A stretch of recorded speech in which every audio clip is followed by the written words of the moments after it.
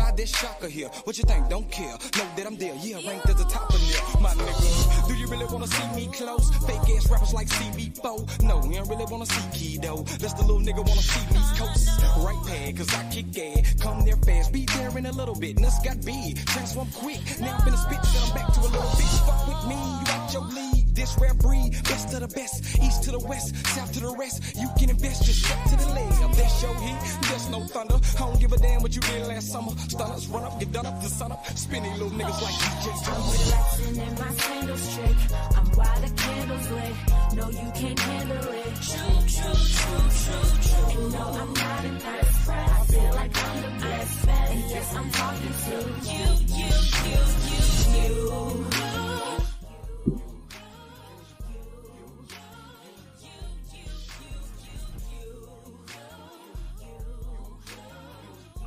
What's happening? What it do? Yeah, we about to cook today. Make sure when you tune in, jump in the comments. Let me know you in the building. Smash on the like button. And salute to everybody in the building. Omega Red, what's happening with it? Big Dog Willie in the building. What it do? Cash Crypto in the building. Zach B in the building. What's happening with it? Yes, sir. The Queen Diana is in the building. Salute. Big T, what's happening with it? What it do? Lay Mom, what it do? I'm going Rogue TV, what's happening with it? Yeah, we definitely gonna cook today. We definitely finna cook. It's a lot been going on in boxing. A lot of fake-ish been going on in boxing. We're going to talk about all of it for sure. Let me see. A lot of lies, a lot of false narratives, a lot of meat mushing going on. Yeah, we're going to expose all of it today. But salute to everybody in the building. Like I said, when you come in the building, smash the like button. Jump in the comments. Let me know you in the building. I don't really go live often. So, for the ones that's, share this. Let everybody know we in the building, that I'm in the building. Yes, sir. Hell of a weekend of boxing, man. Yeah, Omega, man. A lot of fake stuff going on, man. It's boxing, man. Boxing is just what it's turned into, man. It's a lot different nowadays on these YouTube streets for sure. Especially with Twitter, man. All this stuff, man. It's a whole bunch of fake-ish going on. KQKC, Mr. Wow, in the building, the singing OG. Hey, you gonna have a lot of work to put in this weekend, KQ, man. And make sure that y'all tune in to KQKC Boxing, man. This weekend, he gonna be calling the hell out of them fights. KQ gonna be calling the hell out of them fights. Yeah, for those who think it's easy to call these fights, it ain't easy to call these fights, man. I told y'all a few years ago, I tried to jump on and call the fights, man. I damn near passed out. Man, I had a headache and some more shit, man. I don't know how KQ do it, man. I said, man, F this. I ain't calling these fights no more. If I go on and do a live stream while the fights is on, I'm just going to watch it and be quiet. That shit ain't easy. And I don't know, like, to me, trying to call the fights, I couldn't really enjoy the fights like I wanted to. You know what I'm saying? I couldn't enjoy the fights like I wanted to, trying to call them and, so, man, KQ, when y'all go over there and watch KQ calling them fights, make sure that you support him.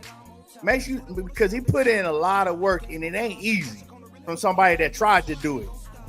Hold on, y'all.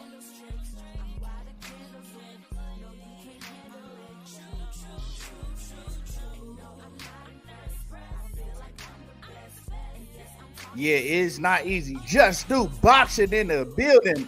What's happening with it? And make sure that y'all go subscribe to Just Do Boxing. Just Do Boxing got one of the dopest, realest channels on here, along with KQKC. Real. You ain't gonna hear no false narratives and no meat mushing and just riding one fighter because that's what everybody else is doing. You know, man. Yeah, Just Do, man. Hell of a channel. And Big Dog Willie in the building. What's happening with it? He said these Tank fans starting to get on my last nerve. Man, you know, it ain't all of them, but you know, we're gonna get into all of these lies and false narratives, and you know, man, it's just getting out. It's getting ridiculous in the sport of boxing. Big T became a new member, man. I appreciate you, man. I appreciate you for showing love to the channel, for sure.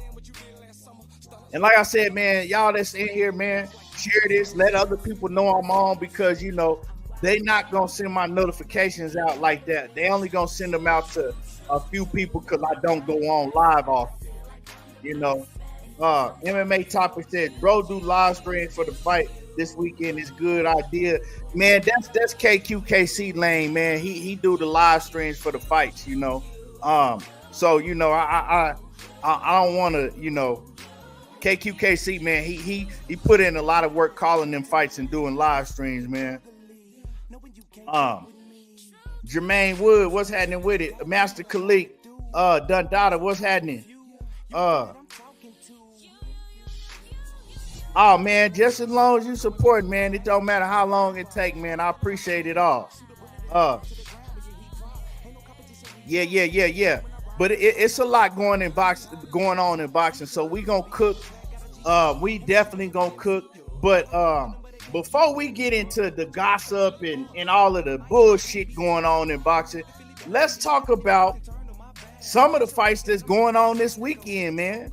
Let's talk about, you know, some of the fights that's going on this weekend. You got Andy Cruz coming back.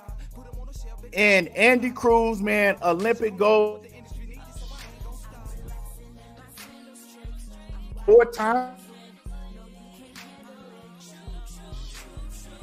And but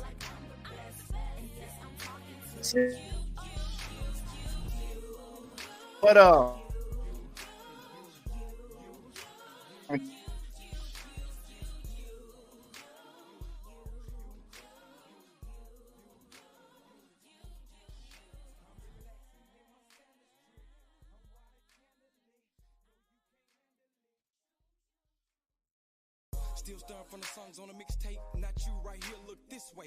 Focus so the picture clear, Betty. Hoping that I disappear, but I won't, cause I can't to the bank and the pot is clear. Thank God there's Shakur here. What you think? Don't care.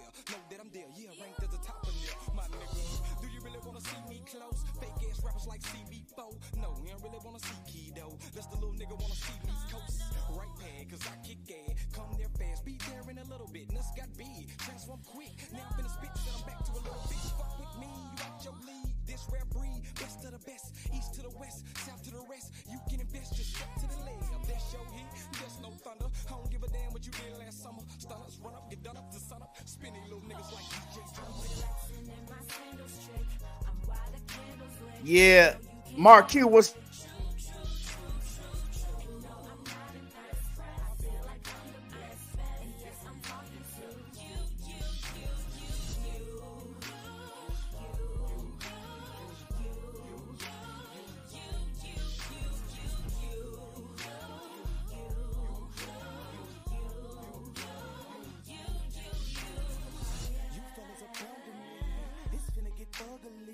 Knowing you can't fuck with me.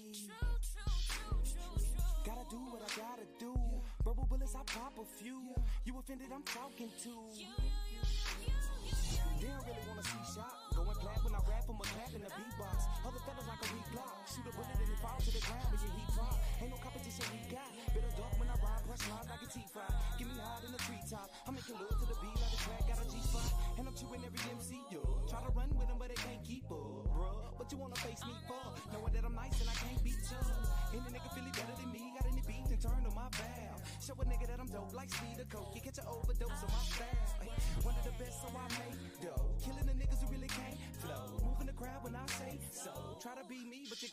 I feel that I'm on top. Put them on the shelf, bitch, I won't flop. Game on lock. Pressure gonna really what the industry needs, so I ain't gon' stop. Relaxing in my sandal strips. I'm why the candles lit.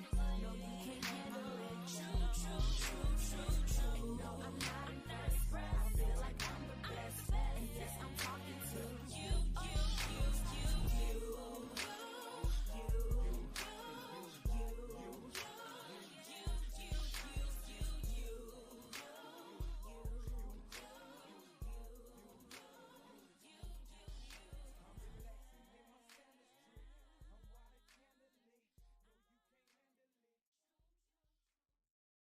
Still stirring from the songs on the mixtape. Not you right here, look this way.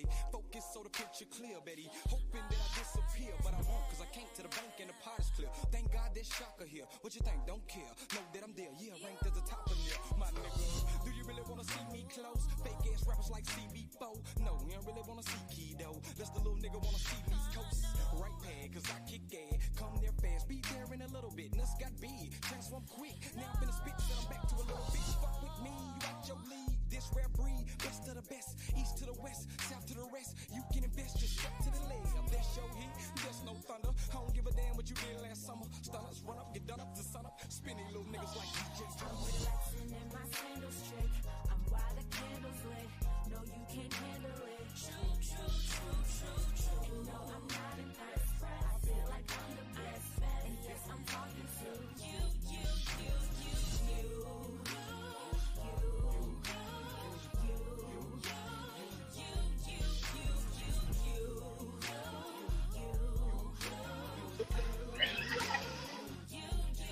I had to switch to my phone, y'all. I don't know what's wrong with this Wi-Fi in my house. Maybe because it's raining. My bad, y'all. I think maybe because it's raining, this internet in the crib is messing up. So I had to switch to my phone. Let's see, hold on, y'all.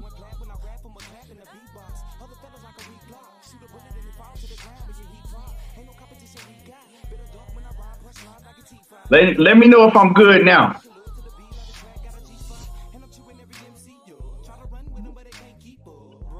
Let me know if I'm good now. Like I said, I had to switch to my phone. I think I should be good now. We in the building. What's happening with everybody? So let's cook, man. Let's cook. John Kramer in the building. What's happening with it? What it do? Who else I miss in the building? All we on? What's happening with it? So yeah, we should be good now. I'm on my phone though. So yeah, so the first thing that I want to cook on, the internet is out in my house, so I'm just using my phone. It's off. What it say? Let me see. Network issues, man. These people always having network issues. I swear. Every time I get ready to do a live stream, they having network issues. But anyway, let's cook. So this weekend, like I said, we got some fights. We got some big fights going on this weekend. We got, like I said earlier, man, we got hold on. Let me try to pull this fight card up. Let me pull this fight card up real quick.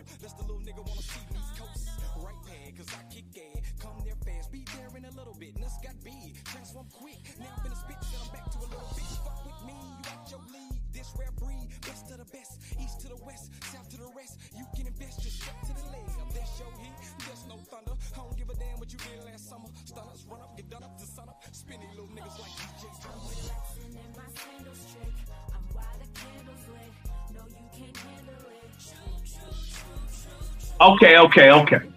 My bad, y'all. So we got a hell of a card coming up this weekend. We got Andy Cruz, like I said, man. Andy Cruz is the one that put a whooping on Keyshawn Davis for I think he beat him 4 times in a row in the amateurs. So Andy Cruz, he only got his 4th professional fight, and he gonna be fighting Antonio Moran. Now, Antonio Moran, man, he didn't got beat by Devin Haney. He didn't got beat by a lot of guys. So I'm looking for Andy Cruz to stop him. Look for Andy Cruz to stop Antonio Moran. So that's on the undercard, so we get to see Andy Cruz again. David Morel is moving up to 175. A lot of people saying he's moving up to 175, chasing David Benavidez, right? Right? Now, Miss Just Do, salute. I rock with Keyshawn Davis. Keyshawn Davis is my guy. Keyshawn Davis, but I just had to let everybody know, Andy Cruz's credentials. And honestly, I think if Andy Cruz and Keyshawn Davis fought right now in the professional ranks, I think that Keyshawn will get Andy Cruz. That amateur shit is different. That's a point-based system. Pity pat shit. I think that Keyshawn Davis is a better, I can't say that he's just better all around, but I think that he's more seasoned for the professionals. And I would pick Keyshawn Davis to beat Andy Cruz in the professionals if they did fight right now, especially, right? Keyshawn Davis is really like that. He really like that. But, I just had to throw that in there for the ones that don't know who Andy Cruz is, because he still only got 4 fights. But, him and Keyshawn got that history. But as far as David Morel, a lot of people saying that let me turn this music down real quick. Hold on, y'all. It's a little different on this phone. Let me see how to work this. There we go. A lot of people, saying that David Morel is moving up to 175, chasing David Benavidez. And I don't think that. I think that David Benavidez and David Morel moved up to 175 because let's just keep it a buck. Canelo not going to fight neither one of them. You know what I'm saying? They let Canelo hold all of them scraps hostage. That now they done finally stripped him of the IBF championship, but he holding the rest of them hostage. So that would mean that David Morel would have to get in the rankings of the IBF and, wait around to fight whoever is the champion in the IBF, and that probably going to be a no-name. You know what I'm saying? That probably going to be a no-name. So he like, you know what, man? F all of this. Why am I struggling, still trying to make weight? It ain't no big fight at 168 because, let's just keep it real. Caleb Plant is there. That's a big fight. But, is Caleb Plant going to fight David Morel? And we shouldn't even be calling for Caleb Plant didn't fought everybody. You know what I'm saying? He didn't fought everybody. He can't just be the guy that just we expecting to take all the smoke at 168 while you got dudes like Canelo, picking and choosing. You feel me? You know what I'm talking about? Trinity, I'm going to address your comments. How about that? How about I address your comments by blocking you? But anyway, moving along, we can't expect that. So, Jaime McGee ain't going to fight no David Morel. Let's just keep it real. All the guys that was still at 168, who do y'all actually see fighting David Morel? I don't see none of them at 168 giving David Morel a chance, taking that smoke. So I don't think that David Morel moved up to 175 just to chase David Benavidez. He moved up to 175 because more so is like, I'm not going to get none of these guys to fight me at 168. They got big names. So at 175, I got a better chance. Dudes ain't ducking smoke at 175 like they was ducking smoke at 168. You feel me? And they just let Canelo do whatever he want to do. And while I'm on this Canelo shit, let's chop it up about this for real quick. And make sure y'all smash my like button, man. The ones in the building, smash my like button as we get to cooking. Canelo Alvarez, right? I see all of these lies and false narratives saying, oh, well, man, David Benavidez, he didn't put in his mandatory position. First off, let's just keep it a buck for those who want to keep it real. David Benavidez was Canelo Alvarez is mandatory for 3 years for the WBC belt. For 3 years. You feel me? For 3 whole years. Mauricio Suleiman and the WBC never mandated that fight. It's no way that you're supposed to be somebody's mandatory for 3 years and then you become the interim champion and they still didn't mandate the fight. So Canelo putting in some papers to the Benavidez putting in some papers to the WBC asking them, can they mandate a fight that they were supposed to do over 2 years ago? It's not going to change anything. So that's a narrative that Canelo Alvarez fans are running with. Oh, well, David could have put it in his papers to mandate. No, that ain't how shit works. That's not how things work. Canelo got a chokehold on the WBC and the rest of these sanctioning bodies. The IBF is the only sanctioning body that has ever made Canelo Alvarez do anything. You feel me? The IBF, they work by the real rules. They're the only sanctioning body that don't care how big your name is, how much money you got. They gonna go by the rules. So it's no way that David Benavidez was ever gonna get a fight with Canelo Alvarez. So wait around at 168, struggling to make this weight for a Canelo Alvarez fight that you never gonna get, or move on. Move on. He didn't have no choice but to move on. That's it. That's all. You know. That's it. That's all. If the sanctioning bodies are not going to do their job and implement the rules that they put in, what is David Benavidez supposed to do? What is David Morel supposed to do? You can't wait around on some shit that's never going to happen. So, yeah, they had to move on, man, move along. And that's just what happened. So, Canelo Alvarez, we see what he's doing.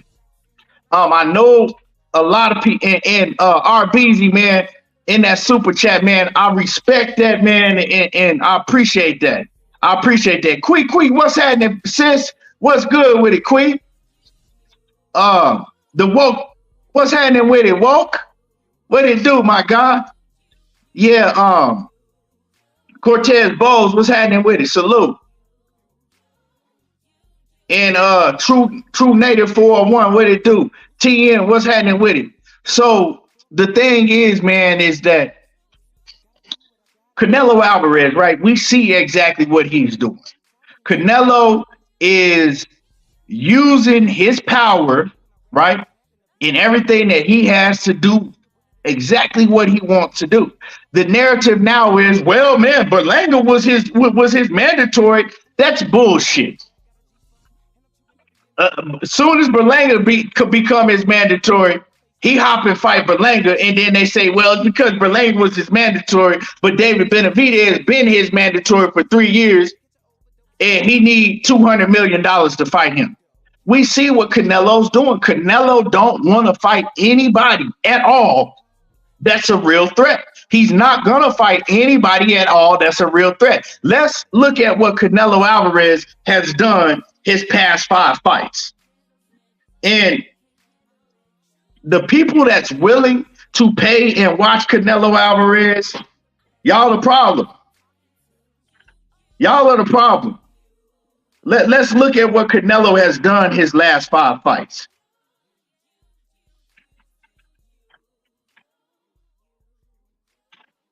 Okay, let's go back to, okay, he fought Gennady Golovkin that was 40 years old. Gennady Golovkin, 40 years old at the time, moved up and fought in a weight division that he refused to fight at his whole career, right? Fought an old-ass Gennady Golovkin. Then fought nobody, John Ryder. Then he fought Jermell Charlo, moving up 2 weight divisions, coming off a 17-month layoff and a hand surgery. Let me repeat that. First Gennady Golovkin, 40 years old. Then an old ass, washed up, nobody John Ryder. And no disrespect to these fighters, but I gotta put it in these terms, you know, to keep it a buck, to let y'all know exactly what he's not doing. Then he fought Jermell Charlo that was coming up 2 weight divisions, 17-month layoff, and a major hand surgery that hadn't been in the fight since his hand surgery. Then he fought Jaime Munguia that had basically lost against Sergey Derevyanchenko.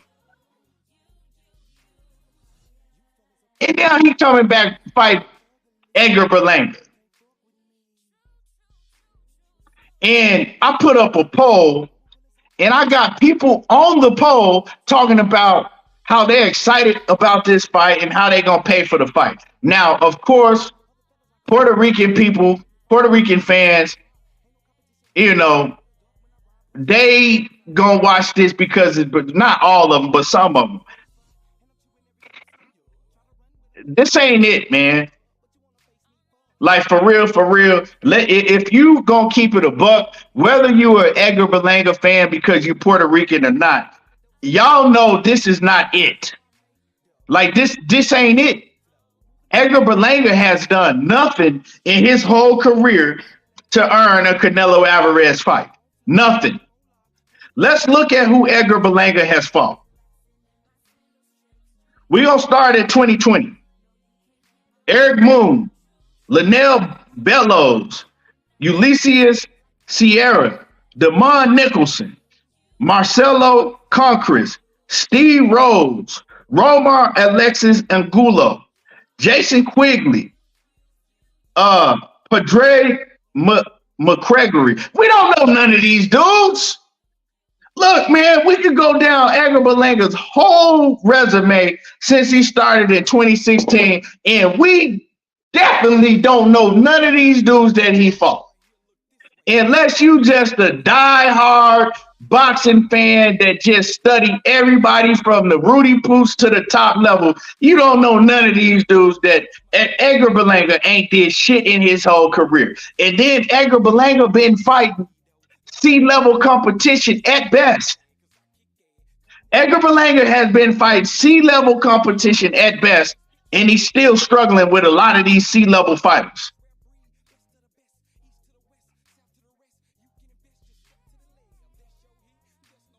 But YouTube, Edgar Berlanga ain't no better than he ain't did no more than the William Skoll has done. Come on, talk to me. We was talking about the IBF, right?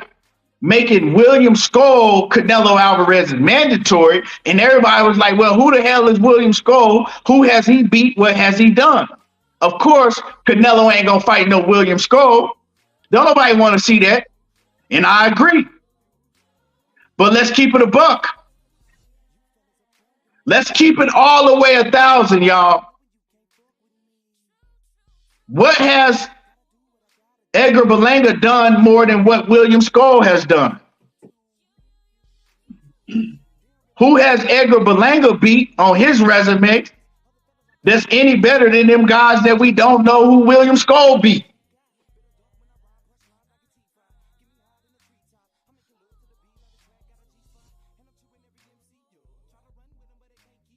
Like, let's just keep it a buck. Edgar Berlanga and William Skoll.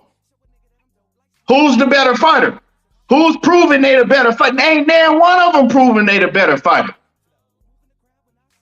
Why is Canelo Alvarez continue his last 5 fights? Why is he fighting opponents that he shouldn't be fighting at all? I mean, you can have, you know, a fight here and there, or, you know, but this man, then this is the 5th fight in a row that he fighting an opponent that he don't have no business at all getting in the ring with. Like, come on, man. And I hear a lot of fans always talk about, well, man, Floyd Mayweather. Nah, y'all lying. Floyd Mayweather never did no shit like this. Never. Then you got people saying, well, Gervonta Davis Gervonta Davis ain't doing no shit like Canelo doing. We not finna do Gervonta like that. Canelo is the only fighter that I can remember in the history of boxing that's doing some shit like this. And people are saying, well, he can do what he want to do. He can do what he want to do. Yeah, he can. But the sad thing about it is he's getting paid $30 million, $40 million to just fight any damn Rudy poop. Like, oh, y'all want Canelo to fight everybody. Everybody. Well, everybody. He ain't fought nobody his last 5 fights. If you're getting paid $30-40 million, you should be able to step in the ring with opponents that's worth seeing. And at the end of the day, right, Canelo has shown what type of fighter he is, right? He's a hell of a fighter, but I'm talking about as far as how he's moving, right? He's shown that he's just at a stage in his career to where his ego is too big to take another L, right? He don't want, hold on, let me get money on here. Add to the stage. Okay. Canelo doesn't want that backlash of taking another L, right? He at this point to where he like, fuck, I'm not going to get in the ring with somebody that's a threat, right? And okay, if you going to do that, but the problem is the people that's willing to pay him to continue to fight these opponents that he shouldn't be getting in the ring with. Like, where do you draw the line at and say, okay, you can fight a John Ryder, you can go fight a old ass Triple G, you can fight a C-level Edgar Berlanga. You can fight these guys. If that's who you want to fight, you can fight these guys. But what we're going to do is we're going to pay you accordingly. So if you don't want to fight the best fighters, well, we're going to pay you accordingly. And what they really, really need to do, instead of paying these Rudy Poop, I ain't going to call them Rudy Poops, right? I ain't going to call Edgar Berlanga Rudy Poop, but I'm saying paying these level of fighters they biggest paydays to fight Canelo Alvarez, we gonna pay y'all the same amount of money that y'all been making also. So now let's see if you know what I'm saying? Let's see what y'all do. Let's see if Canelo gonna take a fight with Edgar Berlanga and we only gonna pay you, $3-4 million. Now we'll pay you 50, 60, 70 if you want to fight guys like David Benavidez, but that's where boxing changes if you start doing shit like that. Keto, I'll drop a link if you want one. If you ain't, you know what I'm saying, if you ain't busy, let me know. But what's happening with it? But that's where change needs to be, right? Some of these dudes that's making these fights and letting Canelo, pick these sorry ass opponents, they need to put their feet down, these promoters. You feel me? Because as long as Canelo is like, I can fight whoever I want, and they still gonna pay me $30-40 million to do it, you think he ain't gonna do that? So I'm not putting it all on Canelo because they're letting Canelo do that. You feel me? If they tell you can go to McDonald's and work for 4 hours and we're going to pay you, $60 an hour, you going to do it. I'm going to be in that back of that motherfucker flipping burgers. So like when I really break it down and start to look at it, it's more so on these promoters and these sanctioning bodies that's letting this shit go on. So man, I'm not feeling it. But Money, man, what's happening with it, man? How you feeling? What's going down, bro? Can you hear me? Yeah, I can hear you. I can hear you good. I Oh can hear yeah, you nothing, good. nothing. Chilling, man. Had to come in while y'all, talking about my guy. You know what I mean? Got people in the chat talking about my guy. When are y'all gonna understand, man? Canelo is just a cash cow, bro. He's the cash cow. No, I don't want no goddamn Edgar Berlanga though. Nobody wants to see no damn Berlanga in the ring. Hey, but like I said, money. At But the end of the day, this, if they tell you that you can, you know what I'm saying, go flip some burgers and they gonna pay you $50 an hour. I mean, shit, well, you I'm gonna telling you, do it. What Canelo is doing is y'all think he playing when he said 150 to 200 million for David Benavidez. Hey, yeah, you heard Turkey talking about what he ain't gonna give this, that, and the third. Canelo's smart, bro. He know that everybody want that fight, so he just go sit out and wait until they come up with the paper, and they gonna come up with the paper. It ain't gonna be 150 to 200, but I bet you it'll be 100 up front. Watch you get 100 up front, and then with Belanga is a mandatory. So a lot of people they pissed off for things of that nature, but hey, I'm fighting my mandatories. Mandatories ain't shit. Only one mandatory somebody is David Benavidez. Other than that, you look at the landscape at 168. People say David Morel. They just say that shit because he's knocking out people he's supposed to knock out. But he's still a name. But Money, other than that, 168 I, ain't got shit at 168 for real. money. I don't want to cut you off, right? Ain't nobody else in here but me and you. No, ain't nobody else in here but me and you. What you Now mean? let's keep it real with the mandatory, shit. Do you think? Come on, money. Let's keep it a buck. Do you think that if um, do you think that if the WB, what is it, the WBA, Yeah. WBA? Do you think that if Canelo didn't want to fight his mandatory to WBA, you don't think do you think that they would make him fight Edgar Berlanga? Come on, man. You saying come on? Ain't nobody gonna make Canelo do shit. That's why he doing what he want to Exactly. do. My thing is he fighting his mandatory, so he got 4 scraps. So 1, 2, 3, 4, all of them got mandatories. By Canelo being Canelo, he can pick whoever the fuck he want to fight. That's why he picked Edgar Berlanga, right? He picked Edgar. Oh, that's a mandatory. Okay, let me grab his ass up. I'm finna go beat his ass, get him out the way, and then they go keep screaming David Benavidez. Okay, I told y'all my numbers. Y'all gonna come with that number? Nope. Well, let me go look at my list. Who else on this motherfucker can just knock the fuck out real fast? Oh, he's a mandatory in the IBF. What's that boy name? William Scully. Oh, bring on William Scully. Let me knock him the fuck out. Okay, y'all got that money ready yet? Nope. Okay, well then let me go to the WBO. Hey, Who in the that's that. WBO? Let Hey, me you grab did you him. just said the F word 2 times. There go my monetization, man. Y'all help me out. I can't monetize this video now. Money came up here You been saying F words. you been live longer than 2 minutes.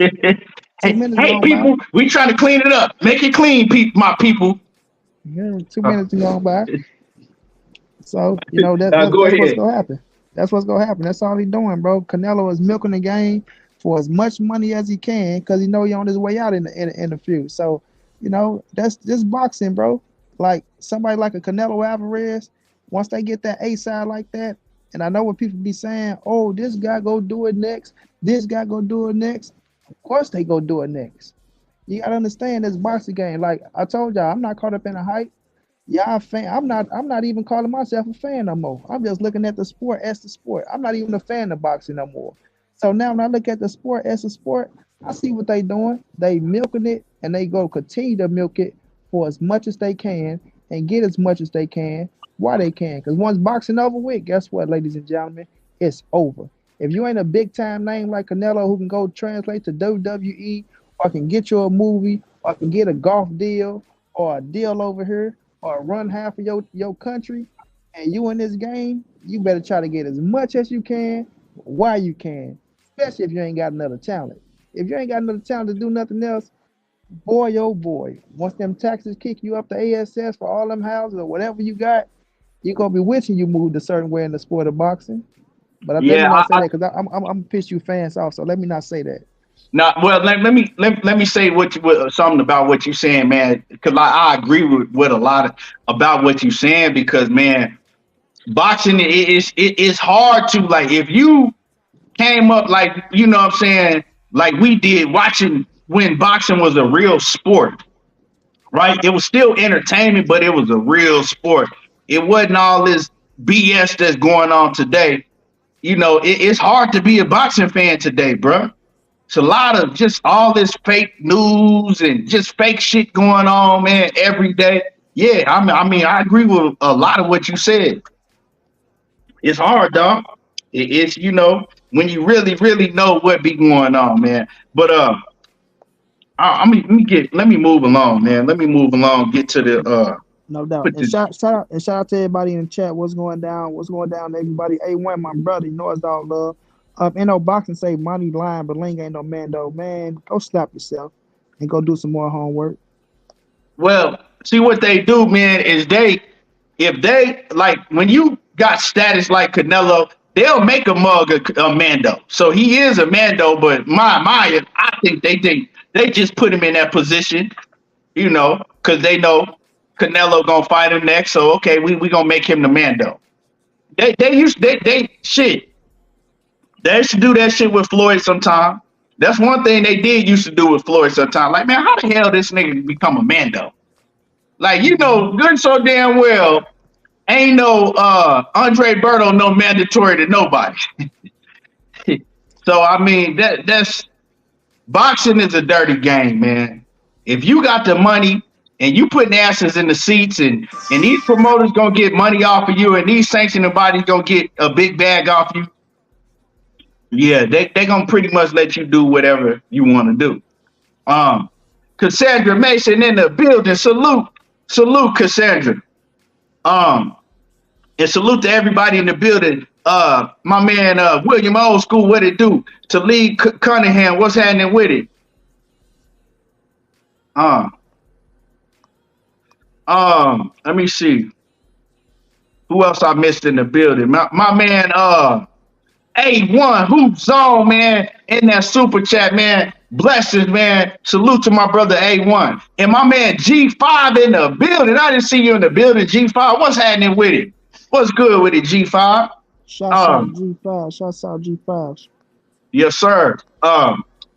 So, man, let's move along, right? Because I ain't even really want to talk Canelo. I kind of got off track, man.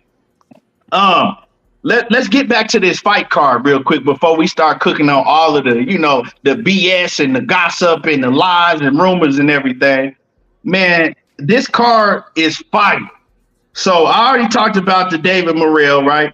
I think David Morel, he gonna watch this dude. I never seen this dude before, but David Morel, he really one of the ones that's like that. But then you got Jared Anderson and Martin Bacoli.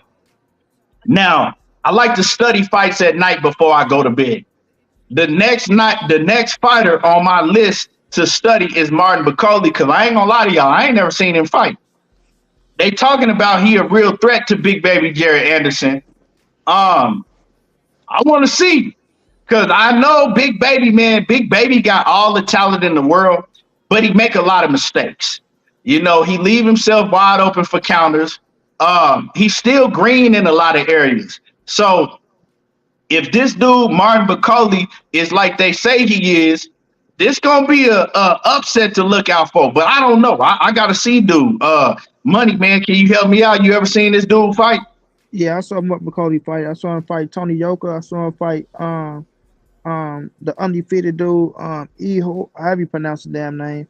And I seen him fight Carlo Taco. So he cool, bro. He can fight. But I think they trying to hype him up a little bit more than what he is.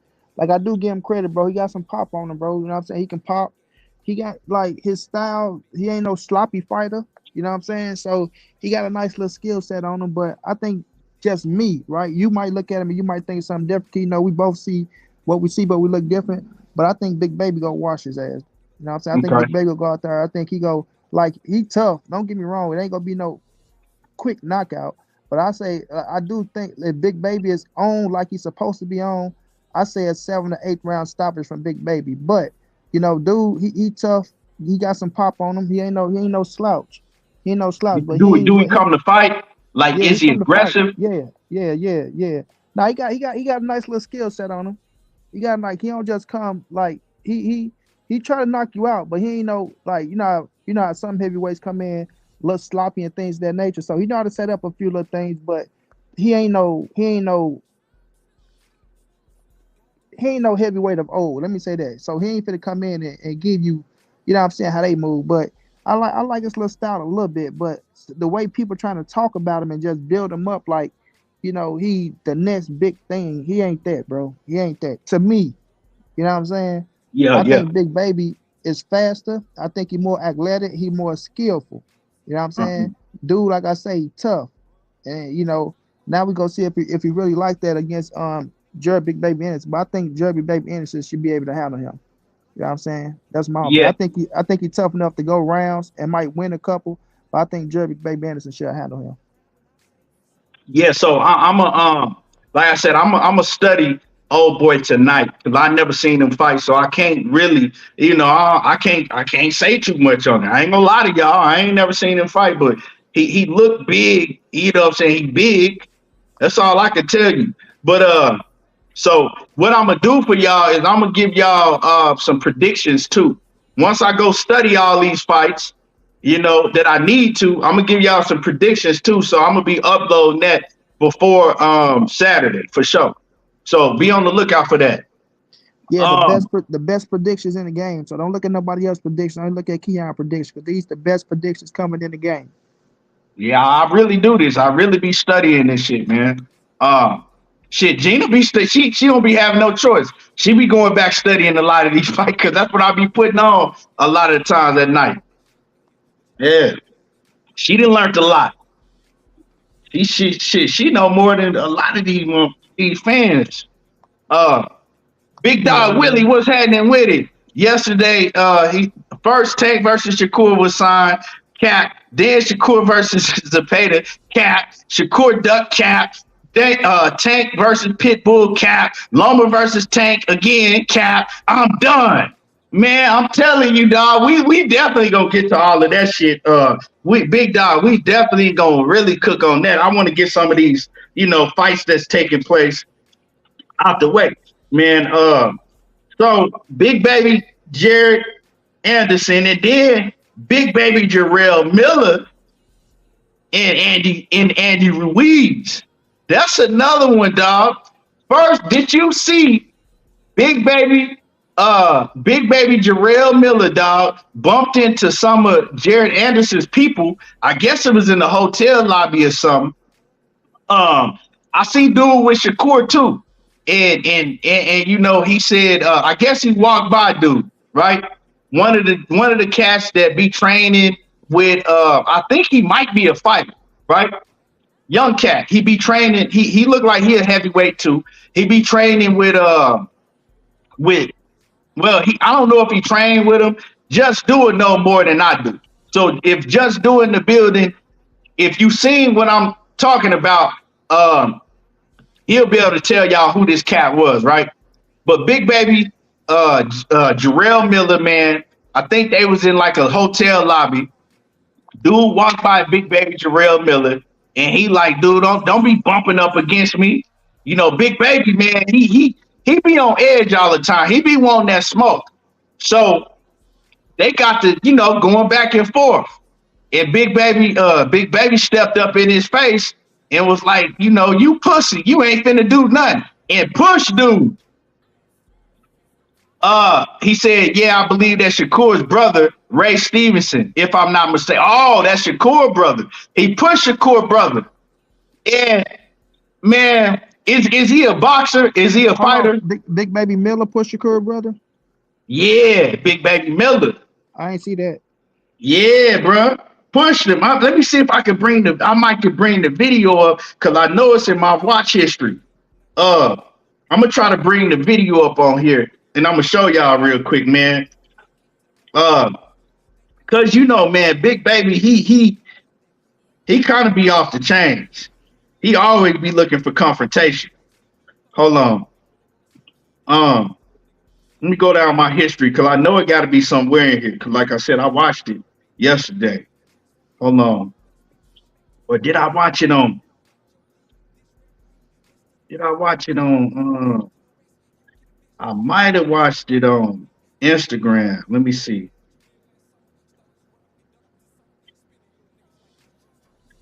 Oh, hold on, hold on. I know I got it in here somewhere. I know I got this joint in here somewhere. I want y'all to see this.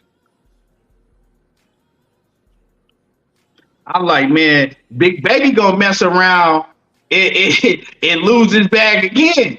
Because he was ready to get it popping right there. He was ready to get it popping right there. I can't find it. But Big Baby, man, he pushed old boy hard. And I'm gonna just leave it at that, man. I'm gonna let y'all watch it because I don't want to get nobody offended. I'm I gonna get just Big leave it Baby at Mill on the that. show, bro. I get Big Huh? Baby Mill on. So I get Big Baby Mill on the show. No, that's my dog. With his Okay, steroid taking okay. ass. Just do said he be training and doing work with fighters. Okay, yeah. I've seen him a lot of times, he be working with these fighters, like doing mitts and doing all of that, but I don't know, man. Big Baby, he been talking bad about Jarrell Miller. He said, I mean about Big Baby Jared Anderson. You ain't hear, man. He was like, shit, he a pussy and I'm the real Big Baby and he seen me, he be talking shit, but when he seen me, he ain't want no smoke. I ran up on him and uh yeah, man. Big Baby Jarrell Miller, man, he always running his mouth. But as far as the fight with him and Andy Ruiz, this is a true 50-50 fight because I'm seeing that Jarrell Miller, man, he in good shape. He don't look all flabby and shit like he did his last fight. His last fight, he looked like some shit. That boy was flabby, you know what I'm saying? He was looking bad his last fight. And he admitted it, but he say he dropped like 40 some pounds. He said he been over there working with Bozy Ennis in the dungeon, and he said, man, they been working. He said he back in shape like he was in 2018. So if Big Baby Jarrell Miller looked like he did back then when he was throwing 100 punches per round, it's gonna be a tough fight for Andy Ruiz, man. Both of them, man. This a fight I can't really bet on. I want to say Andy Ruiz, but then Andy Ruiz ain't been in the ring in 2 years neither. You feel me? He ain't been in the ring in 2 years neither. And I think it's gonna go the distance. So I'm gonna give y'all a little prediction. I think this fight gonna go the distance because Jarrell Miller, the only reason he got stopped by Daniel Dubois is because he was out of shape. He was out of shape and he got tight. He looked like he in much better shape this time. And they both got chins. And I think it's going to be a hell of a fight. I think they both going to be trying to get each other up out of there. But, this is a fight I'm excited about because I think it's a fight that's going to be fun for the fans to watch. I can't really pick no winner, man. I can't. This a hard one to pick. I wouldn't suggest even, betting on this fight if anybody, betters. Just Do said it should be on the Zone or Matchroom IG page. Oh, okay. Yeah, I might pull that up right now. Hold on, let me see. He said the Zone or Matchroom's IG page. I'm gonna show y'all since we're talking about it. The Zone. Hold on. Let me see videos.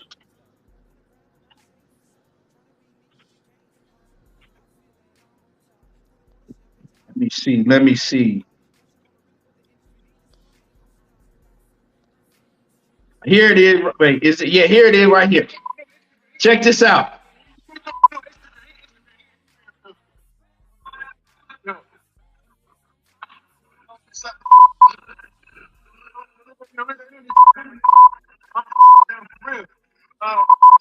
Hold my phone. This is what I do. On my face. Out here. Walk, B. Walk. Yo, walk by my face, B. What's going on with y'all? All right? What's going on? Walk, B.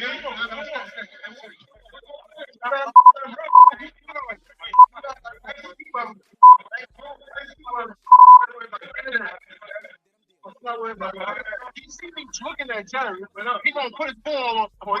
All he had to do was walk around me, get me coming. What's that serious? It was not serious. That's serious. I was gonna press Jerry. You didn't even like. If I was gonna press Jerry, I'm gonna press him. Jerry walked back a little. Represent, he got to fight. But his partner, whoever on his team, will walk into me and put their palm on my chest. I will knock you out of this hotel, my dude. He on Instagram thug. Yo. It's like, I'm real. You stole my phone, man. See what I do? You got on my face. Out here.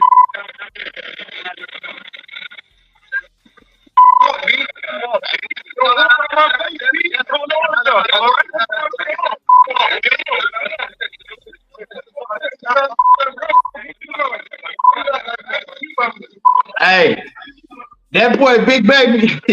Hey, Israil Miller was he was willing to lose it all again. My man John Kramer said Big Baby is shape. That boy was willing to throw his bag away.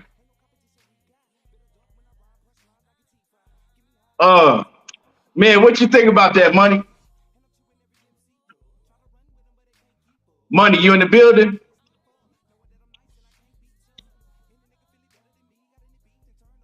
I guess he ain't. Can y'all hear me?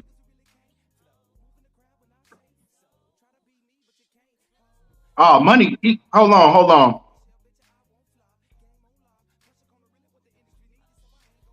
Here we go. Let me add him back on here.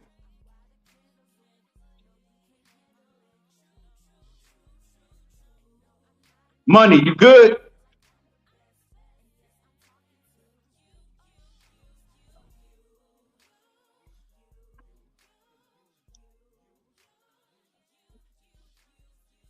Money, go out and come back in. Yeah, come back in. Yeah, hey man, Big Baby, like I said, man, he coming with that energy. I want to see what he gonna do this weekend, man. This is a hell of a fight card. So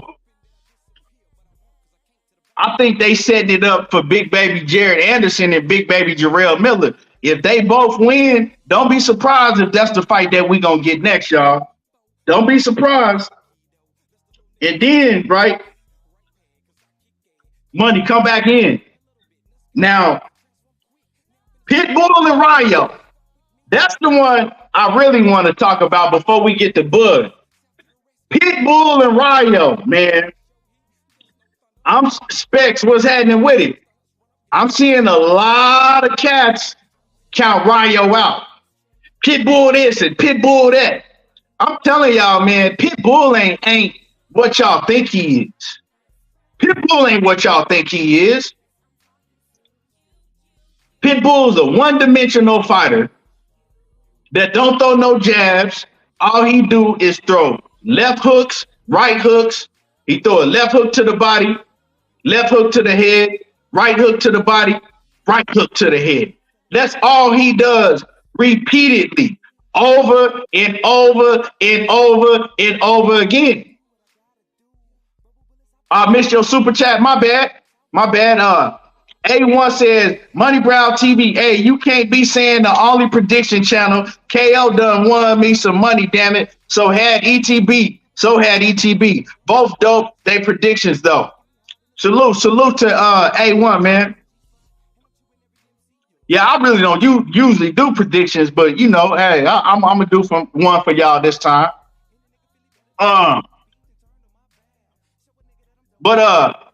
Yeah, man, I see everybody overlooking Rayo. Everybody think that Pitbull Cruz is just like they picking Pitbull over Shakur. They picking Pitbull over Devin Haney. They picking Pitbull damn near over everybody. Like he's just really like that after he went and knocked out Rolly. And my question is like, how's Pitbull all of a sudden become like one of the top pound for pound fighters in all of boxing, according to y'all. And when I say y'all, I'm talking about the masses. Like when I go on X and when I look at some of these other channels, they all talking about Pitbull is this and Pitbull and he runs through Shakur. Pitbull runs through Rayo. Pitbull runs through Haney. Pitbull, and I'm like, where y'all getting this shit from? Like, really? Let's look at Pitbull, man, and what he's done in his career for y'all to just put him on this high pedestal. Who he beat? Jose Felix, Valenzuela Carrillo, Miguel Angel Perez, Thomas Matisse, Diego Magdaleno, Jose Matisse, Romero, Francisco Vargas. He lost to Tank. He beat an old ass Yoriogas Gamboa. Who else? You good, money? I can hear you now. He beat Eduardo Ramirez. I think he lost to Giovanni Santiago. Real talk. He lost that fight to Giovanni Santiago. Dude box circle around Pitbull. They just gave Pitbull that fight because at the time, you know, they was trying to set up on PBC a Pitbull and Tank fight, but Tank was like, man, I ain't rematching that dude. And then he stopped Rolly Romero. Right. So other than that, Pitbull hasn't really shown me nothing like that. To me, he's overrated. Now, what makes Pitbull a difficult fighter is he got a chin, right? He gonna keep coming, doing the same shit over and over. But one thing that does impress me with him is he's a solid body puncher. Like he is a good body puncher because he's relentless and he don't never stop, right? But in his stamina. So a great chin, a real good body puncher in his stamina. But other than that, he's one-dimensional. If you can box and you have good footwork and you in good shape to where, you know, you can continue to use angles and outbox him and use your jab, he pretty easy to beat.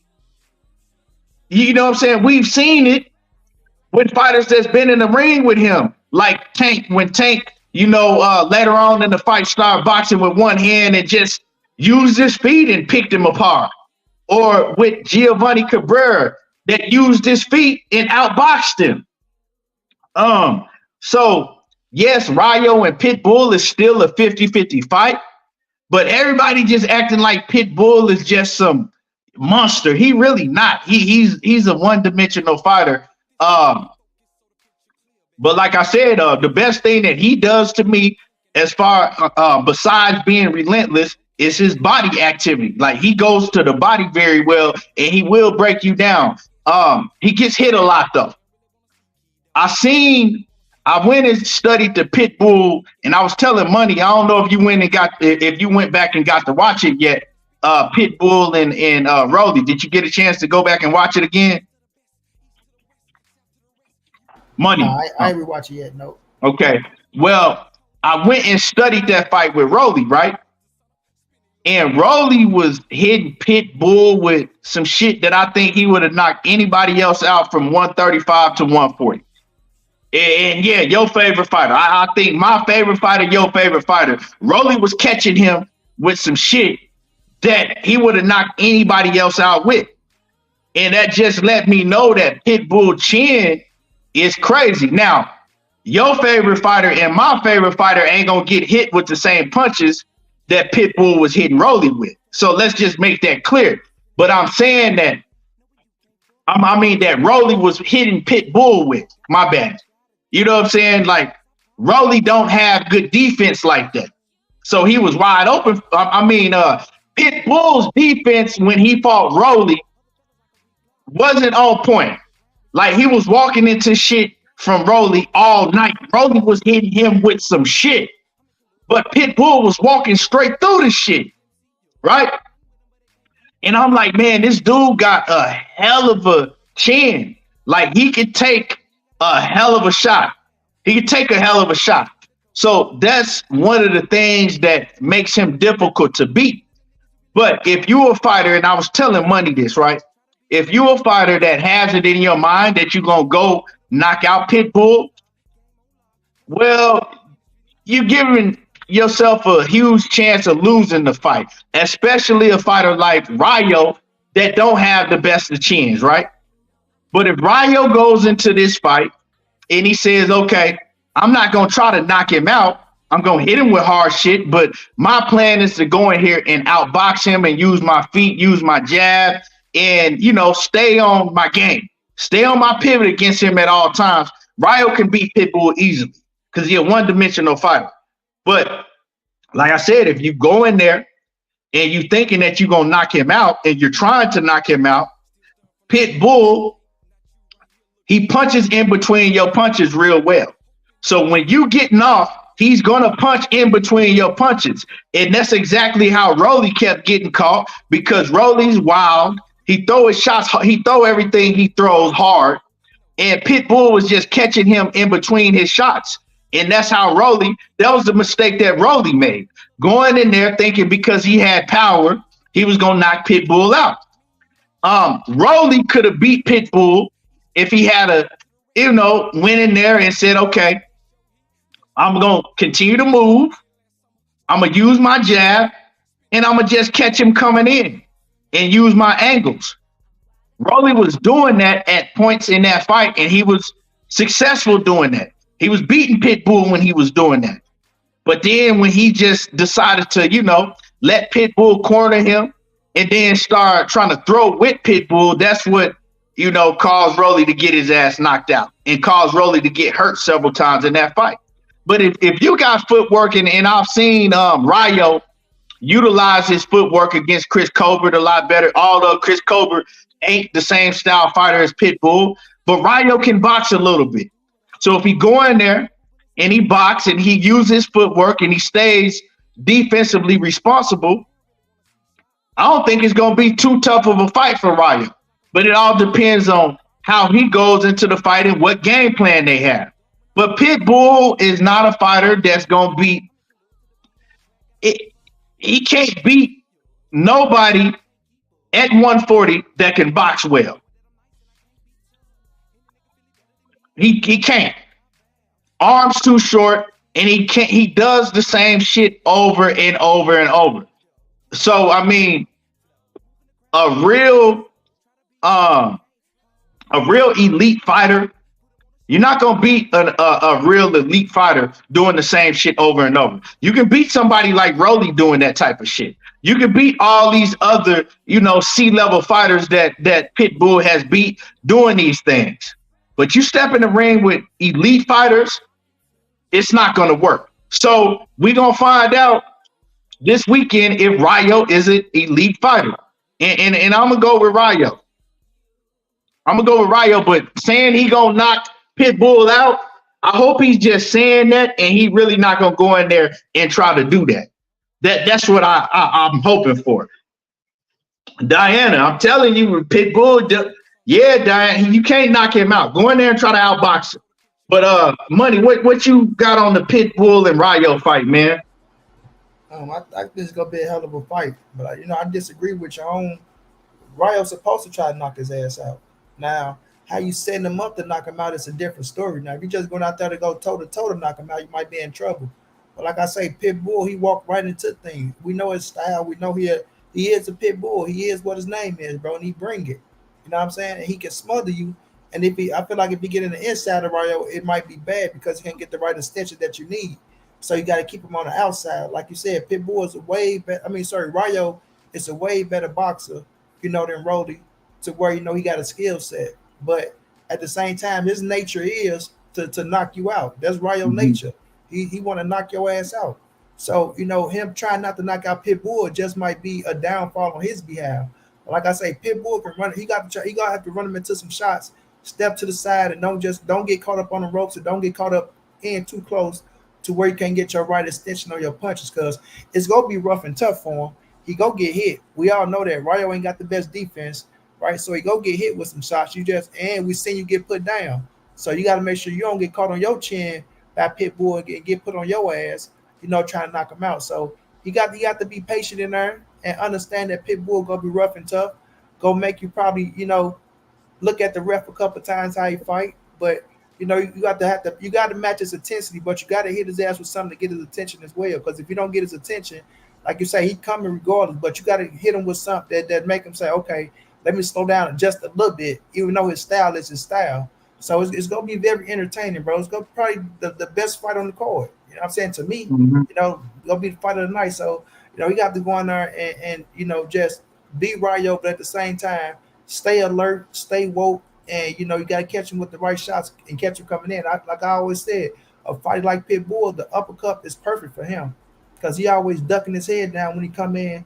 Like you say, want to hook, and you said it like you and Jalen watched it. He is repetitive. He do the same thing, you know what I'm saying, over and over. So you just got to catch him with the right timing and just start, hitting his ass and keeping him alert and let him know you just can't come here thinking you go do this. So like I said, it's going to be very entertaining, bro. A very good fight. But I am one of the ones that do think Rayo can knock out Pitbull. You know what I'm saying? Now, if you ask me who I favor in the fight, I do favor Pitbull in the fight. But do I think Rayo got a damn good shot? Yes, he do. And I think Rayo got a good shot to drop him, and I think Rayo got a good shot to knock him out. But like you said, Key, he is tough. Ain't never been dropped. Ain't never been knocked out. Really ain't never been hurt, if you really look at it. You know what I'm saying? So it's a challenge. You know what I mean? But I think Rayo was up for the challenge, and his style, right, it is kind of the perfect style for a pit bull, because I do think he got the power to get his attention, and I think he got the punch placement to hit him in the right spot. So as much as the body work is Pitbull going to be doing, you got to get to his body as well. Even though he's short, you got to reach. You got to try to get to his body as well, to slow him down and to make him respect your power. But, it's easier said than done. It's going to be very entertaining, very live, and it's going to be the fight of the night. Well, like I said, man, I think him going in there trying to knock out Pitbull, that's the wrong move to make, dog. Like you got some fighters that you just not gonna knock out. Like, you know what I'm saying? Like, you got Canelo Alvarez. You had Triple G. Them dudes, they just got hell of a chins. They're not finna, you ain't finna knock them out. So your best bet is to outbox him, and especially somebody that has a style like Pitbull Cruz that can't box. Pitbull can't box. You use angles, right? Now, of course, if you Rayo, you're going to hit him with some shit. You're going to hit him with hard shots. You know what I'm saying? But I think that Rayo, when he gets off on Pitbull, he needs to grab him. He needs to grab him. You know what I'm saying?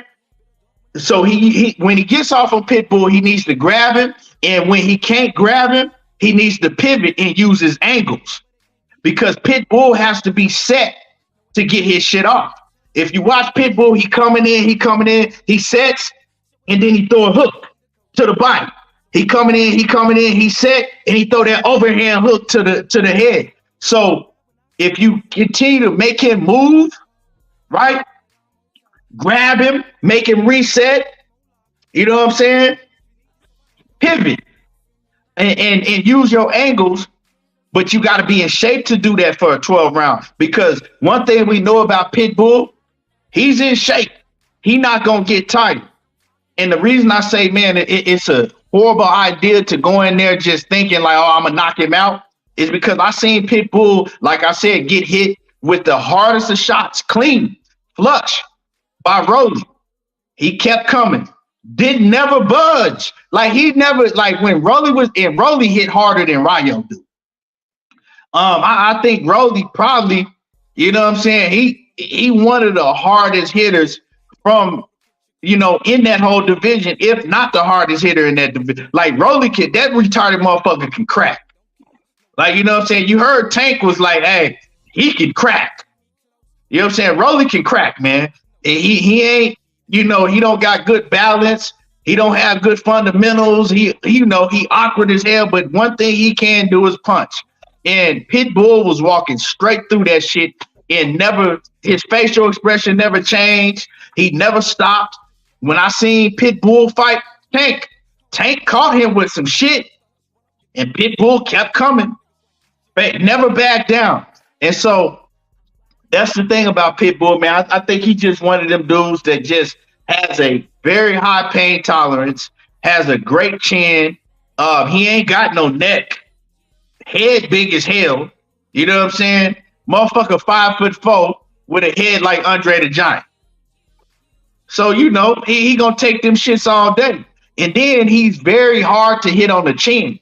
Like, I've seen him get hit in the head and, you know, in the eye and all of that, and, you know, around here. But he hard to get in that sweet spot where you need to catch somebody to really knock him out. It's very, because he stayed like this the whole time. He stayed like this, and he's short. So it's hard. Now, as far as going to his body, you don't really see people go to his body neither. It's hard to go to his body, man. That man 5'3", and then he fights compact. He fight like that. You know what I'm saying? And he keep his chin down, he keep his arms tucked. So it's a lot easier said than done. Target, you know, saying to go to his body. If you go to Pitbull's body, right? If you go down, you dig to his body, that's gonna play right into what Pitbull wants you to do, because all he gonna do is come with that overhand. That's all he do. That's the punch. That's really the only punches that he come with is the overhand. So while you dropping down to the body, bam, he coming over. So I think what beats Pitbull is movement, catching him, making him have to reset, and catching him with straight punches. Catching him with straight punches. And don't get caught up with try to punch and trade with Pitbull. Because Rayo is, his chin he got a weak chin. That's one of Rayo's weaknesses. We've seen him get hurt by Chris Colbert. So if you're getting hurt with, you know, guys like Chris Colbert, you don't want to trade with Pitbull Cruz, even though Pitbull is not the hardest puncher. Like, Pitbull don't punch as hard as people think he do, but he just overwhelms you, and it's an accumulation. He continue to coming. Like I was telling you, Money, when I was studying the Pitbull and Rolly fight, right? What really wore Rolly down, it wasn't the head shots that he was hitting Rolly with. It was the body shots he kept hitting Rolly with. Rolly's whole rib area was red.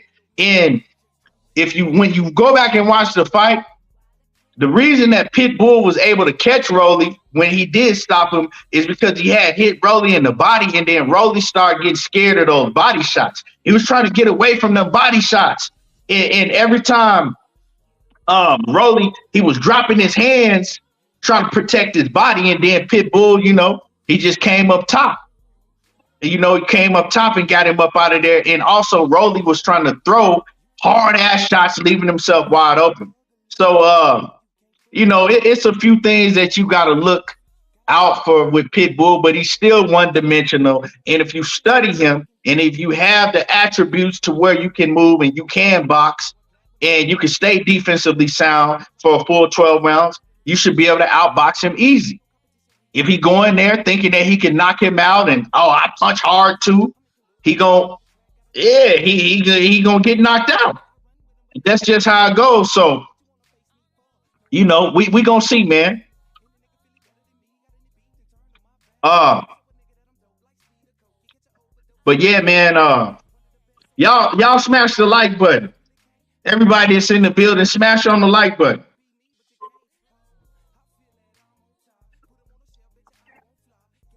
Smash the like button, y'all.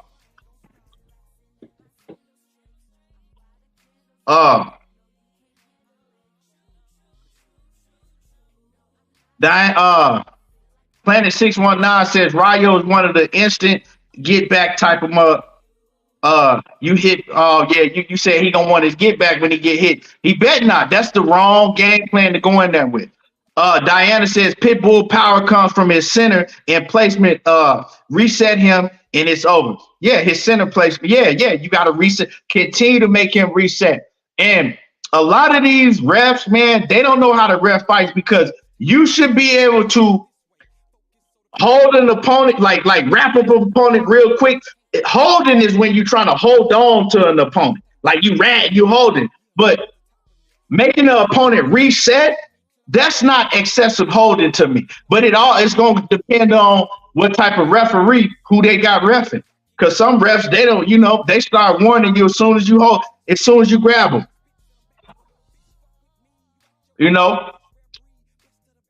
But man, let's move on, man. You got anything else to input on that, or you ready to move on? Now you can move on. Just gonna be a hell of a fight, like you said, man. Everything you're saying is spot on with Pitbull.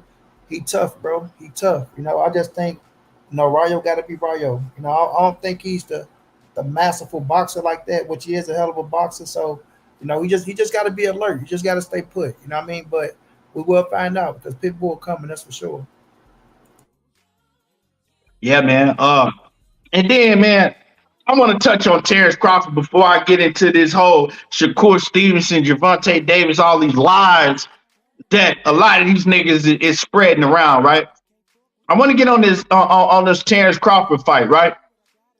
Because salute to Bud, man. We all know that Bud is a hell of a fighter. I think Bud is still in his prime. But one thing I've been noticing is, man, they trying to hype up Madrimov. I've been hearing, Madrimov, man, he the best fighter at 154. Bud came in and fought the best fighter at 154. Madrimov is a real threat. Madrimov this, Madrimov that. So I took it upon myself to go study Madrimov. And Madrimov ain't none of what they trying to hype him up to be. He has 10 fights. We all know that. But they're trying to make it like that Madrimov is better than Erickson Lubin, Jermell Charlo, Fundora, all of these fighters at 154. And when I saw him, I didn't see nothing special. They talking about, oh man, he can switch hit it. He's super athletic. Madrimov, man, he throws punches wide. He's he's like, dude is not like that. Like, he really not nowhere near what they trying to make him out to be. They really overhyping Madrimov.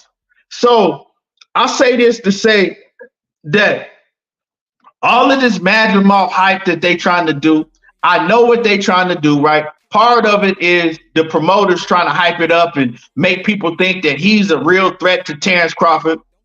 And then part of it is because you got people that when Terence Crawford go out here and beat the shit out this dude and stop him, it's going to make that win look much bigger and better than what it is. And this ain't me hating on Bud. I'm just telling y'all the truth. This dude ain't what they trying to make him out to be. Yeah, I mean, yeah, he bigger. He's strong. Like, I mean, he looks strong, but he's not like that. And I seen him struggle with fighters that are nowhere near Terence Crawford's level. Madrimov is not the best champion at 154. JB Sports. And it's great to be a Terence Crawford fan, right? But I'm saying that to say this. I guarantee that you a huge Terence Crawford fan. I guarantee that you saying that because you actually a huge Terence Crawford fan. Madrimov is not a great fighter. He ain't fought nobody great. And to keep it a buck, the fighters that he fought, he didn't even look great against them. He's a solid fighter. He's a solid fighter. He ain't better than Tim Tszyu. He ain't better than Erickson Lubin. I think Madrimov is, he probably on the level of a Jesus Ramos. They have different styles, and he's more athletic than Jesus Ramos, but he's probably around that level. You know what I'm saying? He's not better than no Tim Tszyu. That Tim Tszyu and Madrimov is not a 50-50 fight to me. He's not on the level of a Virgil Ortiz. Like, it's a lot of fighters that's in that weight division that's better than Madrimov. Now, as far as saying that he's the best champion at 154, I don't agree with that neither. Because if we look at the champions at 154, Fundora. I think that Madrimov and Fundora, I think that if Fundora fought the right fight against somebody like Madrimov, Fundora maybe could beat him. And I'm not saying he's a trash fighter and he ain't good. I'm saying that he ain't nowhere near as good as people trying to make him out to be. That's all I'm saying. Like they trying to make it like, man, if Terence Crawford go and beat him, man, this dude is dangerous. He's not that. So I got Bud going in there and I got Bud stopping him. You know, probably around like 8, somewhere in the 8-ish round, I got Bud stopping him. But what's your thoughts on Madrimov if you got a chance to look at it? Man, the same shit I've been saying about Madrimov.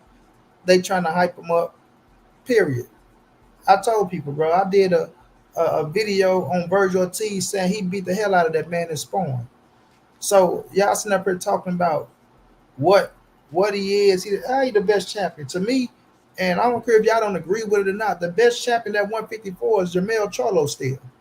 Yeah, he ain't been in the ring. He lost to Canelo, but ain't none of them dudes at 154 beat him. You know what I'm saying? That y'all hyping up. So, and I don't think Madrimov, Tamzu, if Jermell is Jermell, and you know what I'm saying, steal him, you know, it's go take somebody special to beat him at 154. But Madrimov, man, you ain't even seen enough for the dude, bro. To me, he get wide. You know what I'm saying? Yeah, he got some good little pop on him, but it's like he swing with everything to land that power. You know what I mean? He got a good little skill set. I give him that. I'm not going to take nothing away from him. Like he said, he's a good fighter, right? I think he's better than Ramos, but he ain't that much more better. But, you know, they trying to fast track him. You know how they trying to fast track all these dudes coming, you know, from these European countries and trying to make them out to be, you know, the biggest thing ever. Eddie Hearn always go put big hype on him. You know what I mean? But, man, Terence Crawford, this going to be a fight where he go out there and dismantle this dude. And everybody gonna say, "Oh my God, look how spent." And like you say, keep respect the Terence Crawford, things of that nature. But I'm not putting no goddamn too much hype on no goddamn Madrimov, bro. Like I think Fundora better than him. You know what I'm saying? So I still think Errol Spencer's still fighting a better competition than Terence Crawford. Then Terence Crawford had the nerve to say that this fight is bigger than the Errol Spence fight. Well, wow. You know, worldwide, you know, you got it was all caliber people that was looking forward to you and Errol Spence. And I say that because I seen people, you know, of course people gonna say the numbers, but I seen them in gyms over in the UK, over in places where they're asking them what's the biggest fights that they think they want to see in boxing. And Errol Spence and Terence Crawford was high on everybody fucking, you know what I'm saying, list to see them fight. So I don't think this fight no bigger than no goddamn Errol Spence and no Terence Crawford. I mean the numbers show that it ain't bigger than Errol Spence and Terence Crawford. The tickets ain't flying off the shelves like that. You feel me? So, of course, if you talking about Eddie and this and that, you have different caliber. Of course, you're going to have a different nationality. Look where the hell y'all at. Look who you fight. You know what I'm saying? So, let's stop there, bro. Let's stop there. So, Madrimov, respect to him. No disrespect to him. Like, he a good fighter. I'm not discrediting his skill set. He's solid. Yeah, I'm not discrediting his skill set. For the ones out there that's going to be talking about, we trying to, because the first thing they going to say is, we hate no Terence Bud Crawford. Y'all hate no Terence Bud Crawford. Y'all just don't want to give that man no credit for nothing. No, y'all just try to give him overly credit for shit that we know he go win. Like we know he finna win this fight. Everybody know he finna win this damn fight. And if the one it's like a green machine, like on the level of a green machine. Yeah, Key, exactly, Key. Where he gonna be tough, he gonna take some punishment. You know what I'm saying? Might land some good shots on Bud because we know how Bud fight. You know, and don't try to overhype every little punch he land on Terence Bud Crawford. But at the end of the day, man, Terence Crawford go dismantle this dude. Like you say, Key, you go give him three rounds for Bud to heat up. Go figure him out. He go get started around the 4th and the 5th round, and he should stop his ass around from 8 to 10. Anywhere between 8 and 10, he should be stopping this dude. You know what I'm saying? Mm-hmm. So I'm not finna get this dude no more credit than he deserves. Period. Respect to him, though.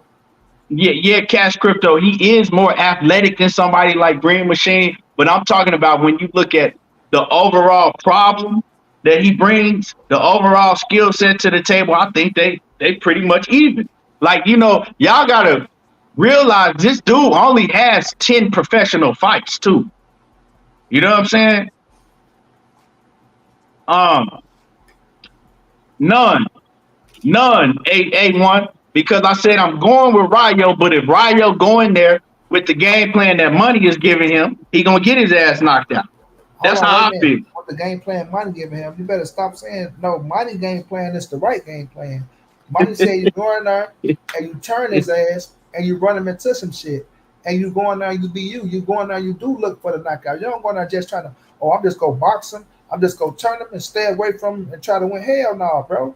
You gotta hit his ass with some shit and get his attention and understand that you do got power to knock his ass. You can't go in there. I'm gonna pity peck this nigga all day. Nah, I ain't saying that. I'm saying move, run, grab him, turn him. Like, what the fuck you doing, dude? What I'm saying, Money, what I'm saying, I'm not saying going there and pity pat and moving. Nah, because that's not him. I'm saying, hit him with hard shit. You know what I'm saying? Try to knock his motherfucking big head loose, but don't get into no shootout with him. You know what I'm saying? Don't get into no shootout with him like you did against Chris Coleman. You got to know, because that plays into Pitbull's hand. And you got to use your legs. You're going to have to use your legs a lot in this fight. You're going to have to be in tip-top condition to use your legs for 12 rounds, But, of course, you're going to want to get your shit off and try to knock his helmet loose, but not going there like, I'm going to knock him out, so I'm going to get into a shootout. That's what I'm saying. Let me take these sports, kid. He got to be a Terence Crawford fan. He got to be a Terence Crawford fan. Crawford said the fight with Madrimov feel bigger. I agree with what he said, because I'm probably still gonna make a video on that, right? Because I think that, and I'm just keeping it real, man. I think that what Crawford said, and I listened to like how he said it and what he was saying, because I listened to close. I don't think he was saying that the fight, was bigger, like it was a bigger fight to him, than Errol Spence versus Terence Crawford, right? I think he was saying like how they putting it together, like how they going all out with the promotion. You know what I'm saying? Like how Turkey is promoting the fight. It feels to him like it's a bigger fight because of all the extra shit that they doing. And I think what he was saying is like, with Showtime and PBC, they didn't, like what they should have done, all the promotion they should have done and how they should have treated the fight. They didn't really treat it like that, right? They treating this fight like it's bigger. That's what he was saying. I don't think he was saying like, I don't think he was saying it in a sense to where like, oh yeah, well, this is a bigger fight to me. Going and fight Madrimov at 154, this is bigger. Or this is a bigger fight because of the fans, more people gonna show up. I don't think he was saying it in that sense. But the way he said it really had to listen to how he was saying it to, he didn't really say it in that way. Black people wanted to fight. Or it was more urban, like, only the black people wanted to fight. That shit is not true, bro. That shit is not true at all.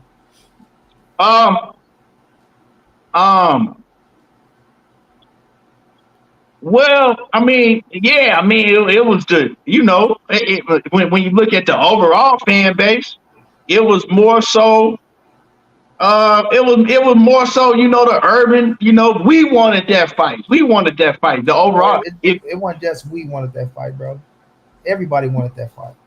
But I mean, who showed up? That fight. But who asked about that fight, wanted to see that fight, bro? Yeah, but when it comes down to it, who showed up to that fight? Bro, you think it's gonna be more people that show up to this fight than Errol Spence? Nah. That's not what I'm saying, Money. You misunderstand what I'm saying. I'm saying when you look in the crowd, it was more urban people in the crowd. It wasn't more black. It was a mix of people in the crowd. At the Errol Spence and Terence Crawford fight? Yeah. I see a bunch of us in there. Now, when we're looking at the Madrimov fight, we gonna see that because that motherfucker ain't even selling. I don't know if it's selling or not. I ain't really been paying attention to if it's selling or not, so I can't really speak on that. But I think that he mean that like Madrimov, he's a foreigner, so it's kind of more so a variety of people. You got a lot of Mexicans, big Mexican names on this card, so it's a variety of people that's gonna watch the fight. But I don't know, bro. I just didn't take it that he was. It's a way better undercard, though. I will admit that. You right on that. But I didn't really take it as he was saying that this fight, as far as him fighting Madrimov, is a bigger fight than him and Errol Spence. It's just that I took it as he was just saying that the way that they was promoting it, all of the big shit that they doing, like how they did the grand arrivals, how they got all type of events scheduled for the whole week and the whole weekend leading up to the fight. It seems like it's a bigger fight when it's really not. That's how I took it.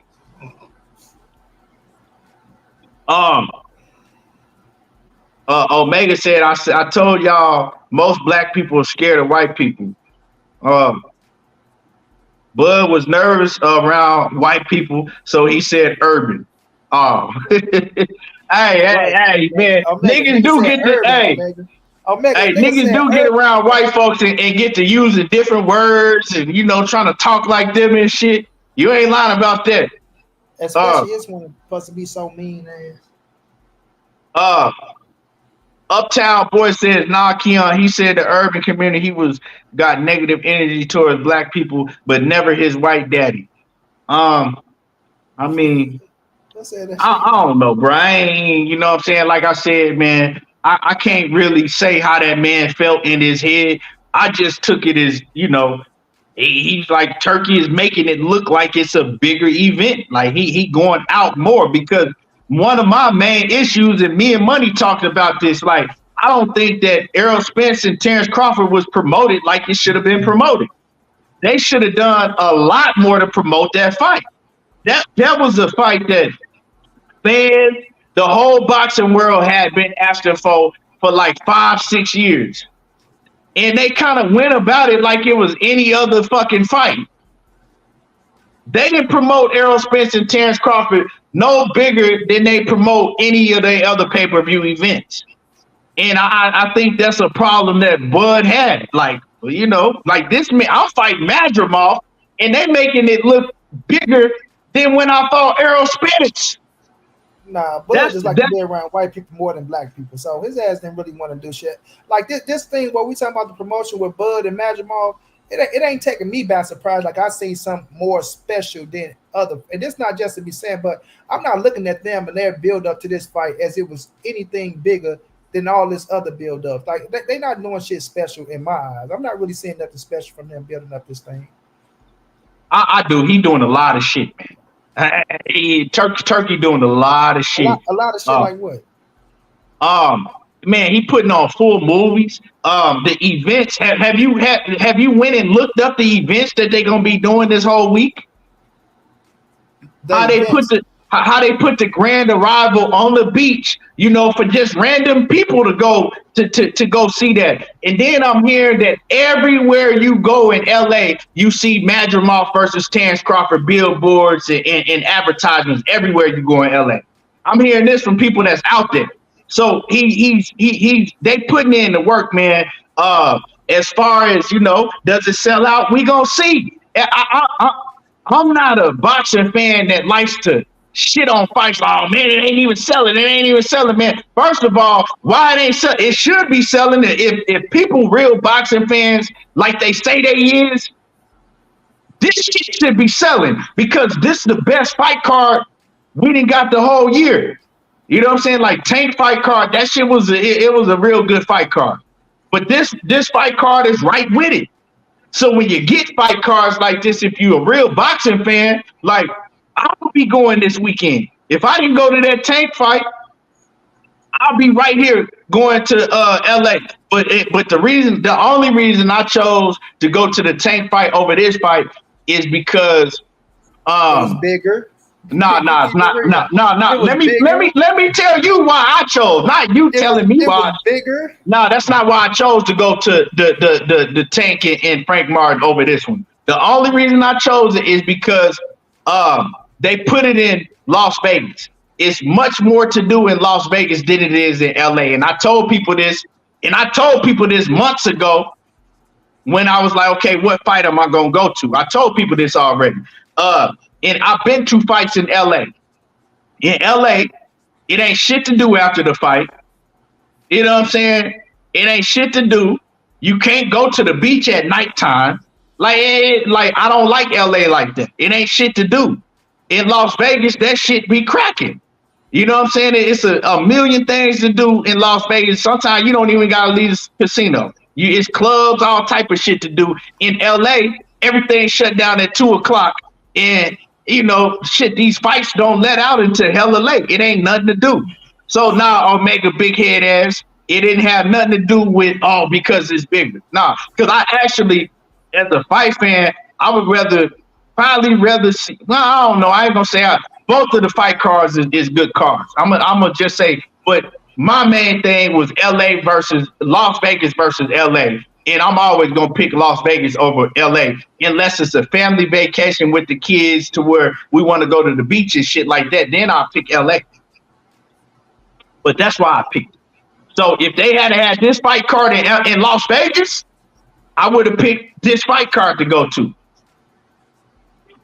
That's just my opinion.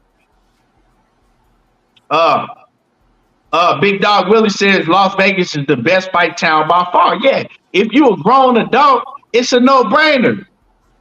Like, come on now, who in here would rather go to LA for a fight weekend than Las Vegas? That's a no-brainer.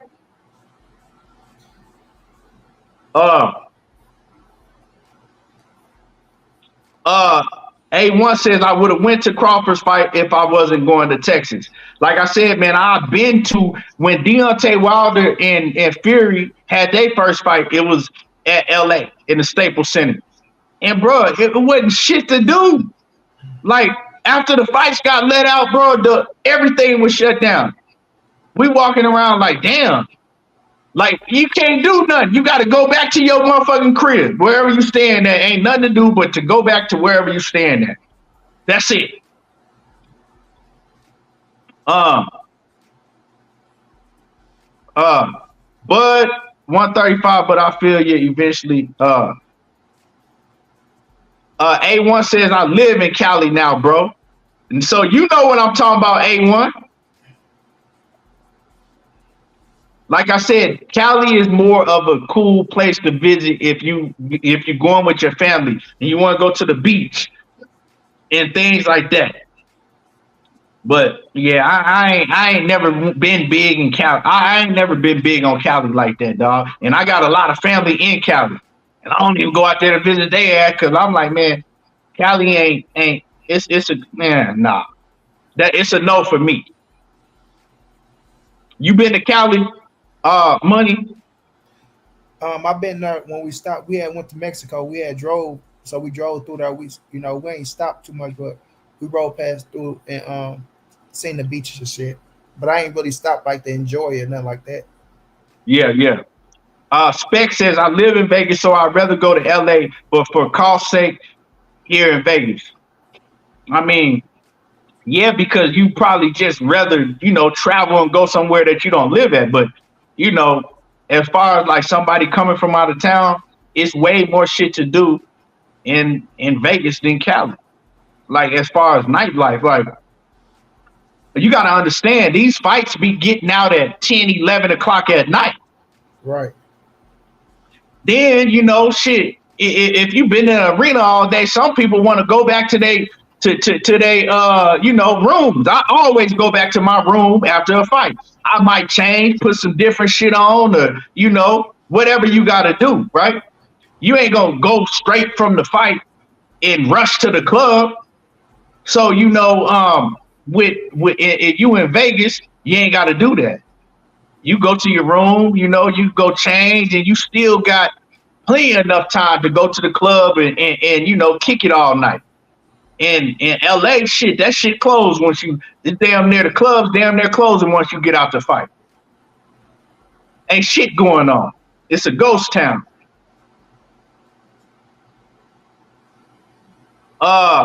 Soda Black says, for your B-Day, would you go to Miami, NO, Texas, Atlanta?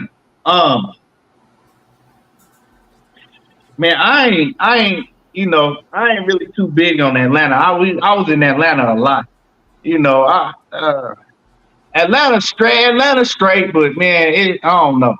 Atlanta got a lot. Atlanta got too many funny. Atlanta got a lot of funny shit going on. I'm gonna just leave it at that. You know what I'm saying, man? Too many Texas. females. It'll definitely be between Miami, New Orleans, and Texas. That's actually a hard choice. I'll probably pick the NO because I ain't never got to go to the NO. I'll pick the NO because I ain't never been to New Orleans yet like that. Man, rest in peace to Coach, man. We'd have been down there if it weren't for Coach passing, man. Nah, Omega Keon ain't going to Atlanta. That, you know what I'm saying? I don't want to say what I want to say, but man, bruh. Oh, shit. Yeah. And you see what's going on there in the Olympics? The out of bounds shit that's going on in the Olympics right now. Well, that they probably came from Atlanta. Yeah, we was all supposed to go to the NO, man. Omega, rest in peace to my man Coach, man. Real that talk. Shit happened out of nowhere. We talked to Coach, man. We ain't gonna even get started on that, but rest in peace to Coach, man. Uptown Boy says, so if Crawford doesn't stop this dude in spectacular fashion, does he even deserve a Canelo fight over Benavidez? Well, first of all, that Benavidez, he moved on, but deserve a fight over Benavidez? Hell no. Hell no. Like how would you deserve a fight over Benavidez when a man that's been waiting and been your mandatory for 3 years in your same division? Hell no. Exactly, like that's a no all the way around the board. And now coming from 47 to 54, this nigga ain't even fought at 68. Nigga don't deserve nothing over Benavidez when talking about Canelo. Not even a motherfucking star down. Talking about. Adrian says, I live in LA. There's a bunch of after-hour spots. You just got to know where. Yeah, I mean, like I said, I got a lot of family live in LA. They like little underground spots. And shit, nigga, you might end up getting your ass killed out there. Right. I just gotta say that. Yeah, like my cousin, they all Crips and shit, and they took me to this underground spot, and this shit was cool that night. You know what I'm saying? But other nights, niggas was getting their head busted. I'm cool with being in Las Vegas and some upscale, just that's where the spots is at. I don't want to go to no motherfucking underground. Cali is not way liver than Vegas. You tripping? Yeah, if you P Diddy or one of them motherfuckers that like to go to them them off in the cut, them switcheroos, yeah. Cali is not fucking way like that's a lie all the way around the board.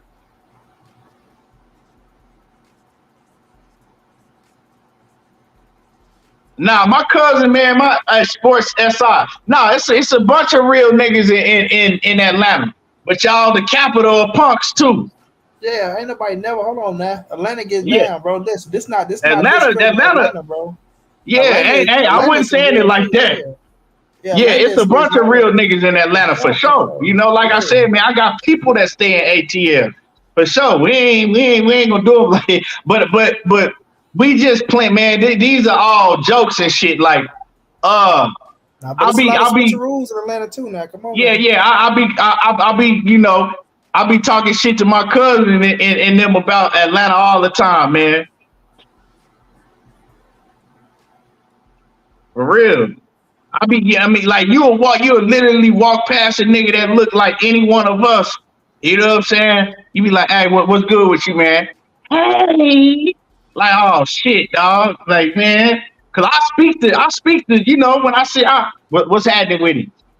Hey, and nigga look just like you. Like, hold on, dog. Nah, it ain't no tie between Atlanta and DC. It's a tie. I think Atlanta got San Francisco beat. But man, let me chill out before they didn't kick me off this YouTube shit, man. May said he lived 4 hours away from Atlanta and ain't been in years. Yeah, but nah. Shout out to all the real ones in Atlanta. Atlanta be having a lot of shit going on too, though. Man. Let's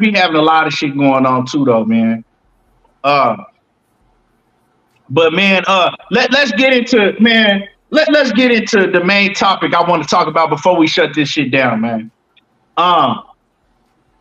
I'm seeing a whole lot of lies, bullshit that's being spread. Like a lot of these dudes, man, they don't have no integrity, right? Like first, and it's crazy, man. First, they came money with Shakur. He got offered $6 million and he turned it down, right? Then they came with Shakur. He asking for 30 million. He pricing himself out. And this shit is on and on and on and on, right? And then, right? And then after that, right? What was it, yesterday or the day before? Yesterday, all these motherfuckers coming out early in the morning talking about some Shakur and Gervonta, breaking news. Shakur and Gervonta Davis agree to fight in November, right?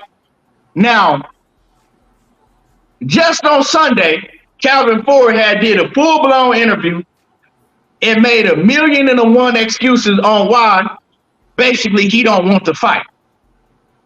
Why he don't want to fight? The fight ain't this, and Shakur, black on black don't sell, and Shakur ain't gonna make an exciting fight. He ain't gonna want to engage. People ain't gonna want to see it. Well, we gonna send Shakur a contract, but whatever it is, he gonna have to take it, and if he don't go, like just on and on, right? This happened Sunday, right? Then on Tuesday morning, you come out with all this breaking news, right? Now people talking about, oh, well, man, it's from IFL, and IFL a credible source. IFL is the same people that told y'all Canelo Alvarez and motherfucking Chris Eubank had agreed to a fight. So my thing is, why do y'all always run with this lying ass shit? As soon as you see it somewhere, making videos without even doing any fact checking, without even waiting to see if a Leonard Ellaby, a Gervonta Davis, a Kenny Ellis, a Calvin Ford, a Shakur Stevenson, a motherfucking anybody that's really gonna be the ones that tell you if some shit pop off. I mean, Shakur Stevenson be on Twitter 24/7. Don't you think he would have said some shit? So what I did is I asked Shakur, when they was coming out with all this fake news, I asked Shakur, hey, Shakur, man, I don't believe this shit. Is this another lie? And he tells me, yeah, all of these dudes been lying. I ain't even talked to Gervonta Davis's team. I haven't heard nothing from them at all. It's all cap. Then he said, all these YouTube channels, they be trying to lie just to see who can get the most views. Right? And I'm also seeing a lot of these dudes, and y'all know who they are, right? They're doing certain shit to try to make Shakur Stevenson look bad and knock him down. Right? Because when you lying and you saying that Shakur and Tank it's said, you're lying on Tank also, because Tank is out, he's scouting talent in the Olympics right now. He over there all the way in Paris scouting talent. So you lying on his behalf too, when he probably ain't thinking nothing about no Shakur Stevenson right now. Shakur or any other fighter is the last thing on Tank's mind. He out there enjoying himself, right? So you're lying on him also. But the thing is, man, is I'm seeing a lot of channels. And I'm going to just keep it real. I'm not going to sugarcoat shit. A lot of these channels are channels that are, strictly based towards Gervonta Davis. Out there to put out news for Tank Davis, right? But I'm seeing a lot of these channels putting out news, putting out false narratives, purposely trying to bring down Shakur, trying to make him look like, he's afraid and he's clout chasing and he's outpricing himself, right? And y'all think y'all slick by the way y'all be doing it. I be seeing that shit. And the shit is ridiculous because all it's doing is creating false narrative after false narratives. And it's like, do y'all want the fight to happen? Or do y'all just want to come out lying because and trying to knock one fighter down because it's the cool thing to do on YouTube and social media right now? Like this shit is so fake, it make me not even want to talk about boxing. Because it's looking like that, well, this is what everybody's doing on Twitter. This is what everybody's doing on YouTube. So let's all get together and just come with the same narratives and the same lies because it's the cool thing to do. This coming from grown men. Do y'all got any integrity? Like real talk. These motherfuckers on YouTube don't have no integrity. And like the narratives, man, like Shakur said when I asked him, man, he ain't even talked to Gervonta Davis's people. They had to contacted him. At all. So all of this Shakur needs to sign the contract. Shakur is trying to outprice himself. Shakur, now he talking that he want more than $6 million. Oh, he think he can make 30. All this shit is lies. How are y'all coming up with all of these scenarios and all of these fucking narratives when the man ain't even heard from the people yet? When the man ain't even heard from the people yet. How y'all coming up with all these breaking newses when they ain't even talked yet? Like, where y'all getting this shit from? Nowhere. Y'all making this shit up. And you know, the real ones is getting tired of this shit. Because I'm getting tired of seeing this shit. And then another thing was Williams Zepeda and Shakur Stevenson, they almost, you know, finalizing the fight. That shit is a lie too. Oscar De La Hoya came out and told y'all that was a lie.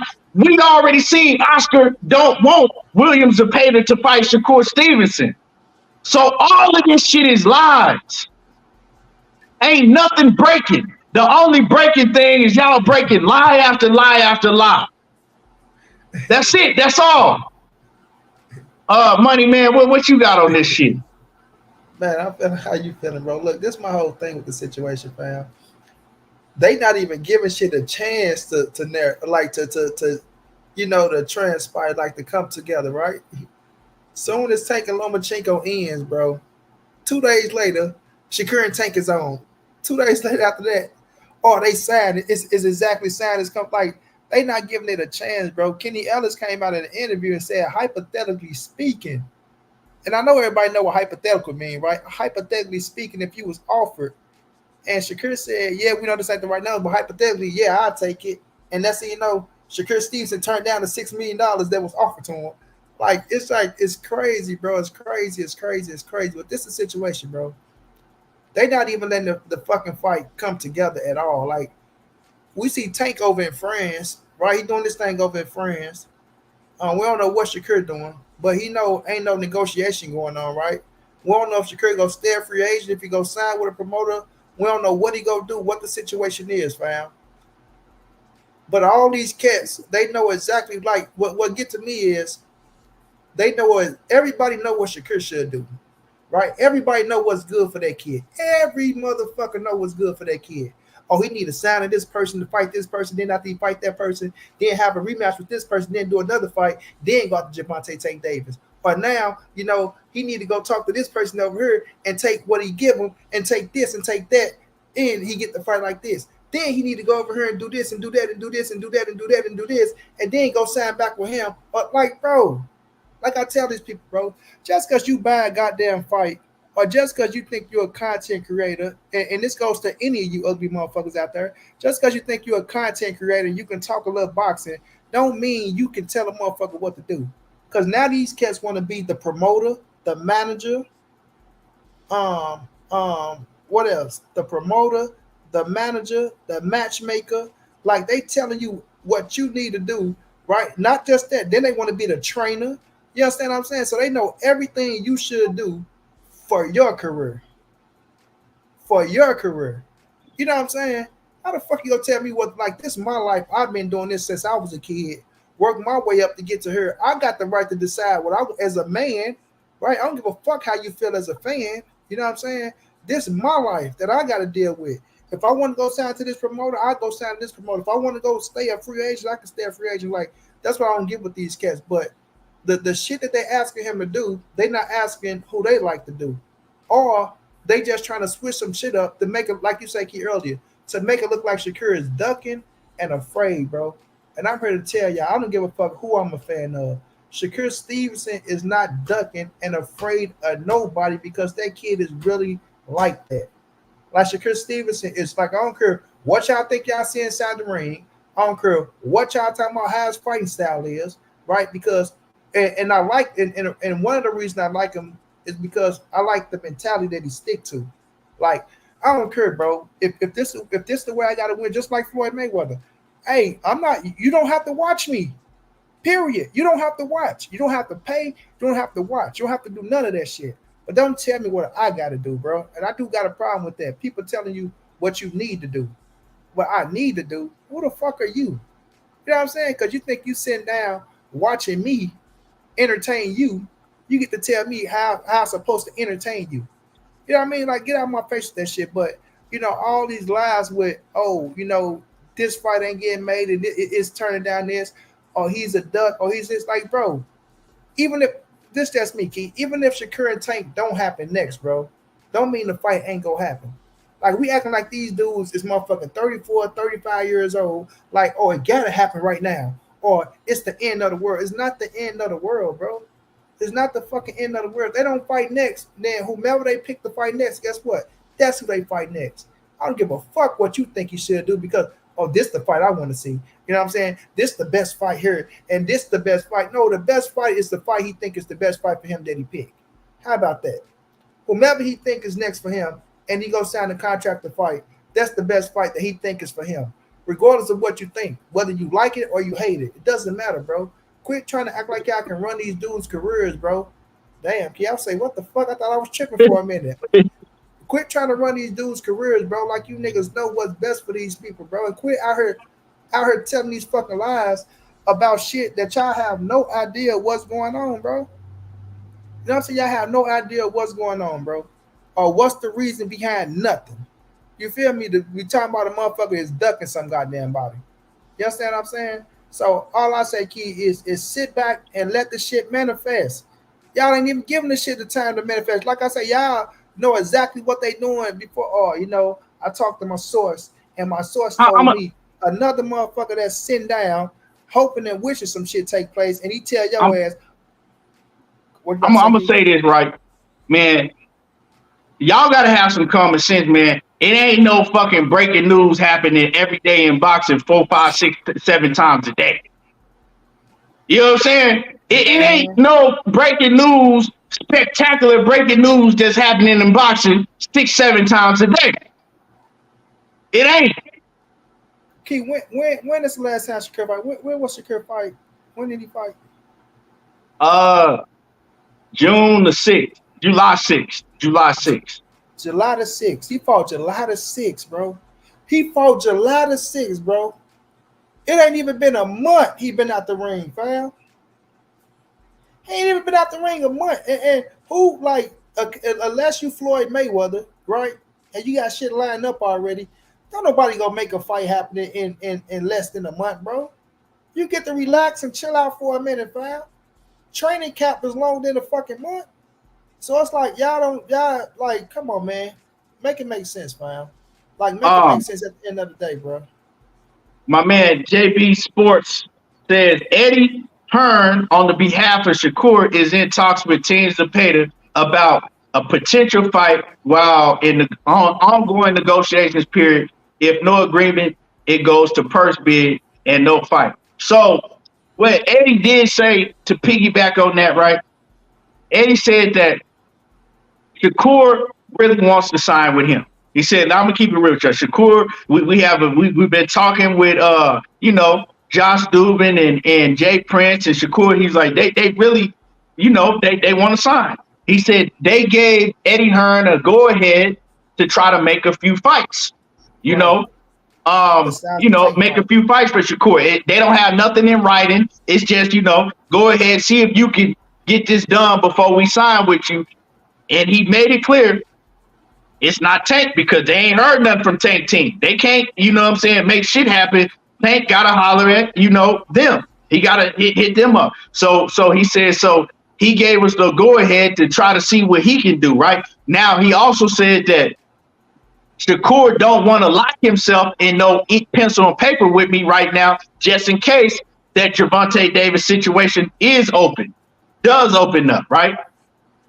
Now, as far as the Zepeda shit, Oscar De La Hoya came out and he said that it's all cap what you hear Shakur and Zepeda working on anything. And Oscar saying that because he pretty much telling us we not getting no Shakur and Zepeda next because he don't want the fight to happen. That's it. That's all. If Shakur don't sign to him. Yeah, that's it. That's all. So all that Zepeda and Shakur shit, don't believe that shit neither because they don't have to. I mean, that purse bid, they're gonna have Zepeda, their fighter, the fighter that Oscar De La Hoya Golden Boy owned the rights to. He do what they tell him to do because he's not in that position yet. They gonna have him pull out of the purse bid. There ain't gonna be no purse bid, right? Because he don't want Zepeda to take a L to somebody that, for one, he just don't want Zepeda to take an L because he knows Zepeda can't beat him. Yeah, he know that Zepeda can't beat him and his stock will go down if he loses to Shakur. He looking at to continue to build Zepeda, right, and make him a Mexican superstar. You lose to Shakur before you get to that superstar status, all of that hype, it leaves. Oscar know how this shit work, right? So Oscar ain't gonna let that shit happen. That's why he keep telling y'all, nope, it's capped. Let me say this too, Key, and I think another reason why he don't want him to talk about the Gervonta Tank Davis fight because they understand the magnitude of that fight, bro. Like this, how I feel. I feel like he feel like that fight is a fight where when we talk about that fight, we want to be in complete control of what we talking about because that's the money fight, bro. And when that money fight is on the line, we not gonna get fucked, no shape, form, or fashion. Everything gonna be on the table, and it's gonna go exactly our way. You know what I'm saying? Talking about that fight. That's how I feel. About him saying now I want to reach out to the Gervonta Tank Davis. Like we want to be in control of that. And I think I really feel like you say, he don't want to lock himself in to nobody. So when that Tank fight take place, I really believe he'll be a free agent. That's how I feel. I feel like he'll be a free agent to where I got a daughter and all that shit coming home. All that's coming home. So I respect him on that behalf. But it ain't because he ducking no goddamn body. And I was reading the chat. My man told you feel like we talking about anybody who feel like we talking about them. Period. Anybody who feel like we talking about them. If you hating on Shakur Stevenson, if you out here lying on Shakur Stevenson, then we talking about you. Yeah, I'm not talking about. I'm not talking about nobody particular. I'm talking about anybody. You know what I'm saying? Anybody that's running around with these lies, that's who I'm talking about.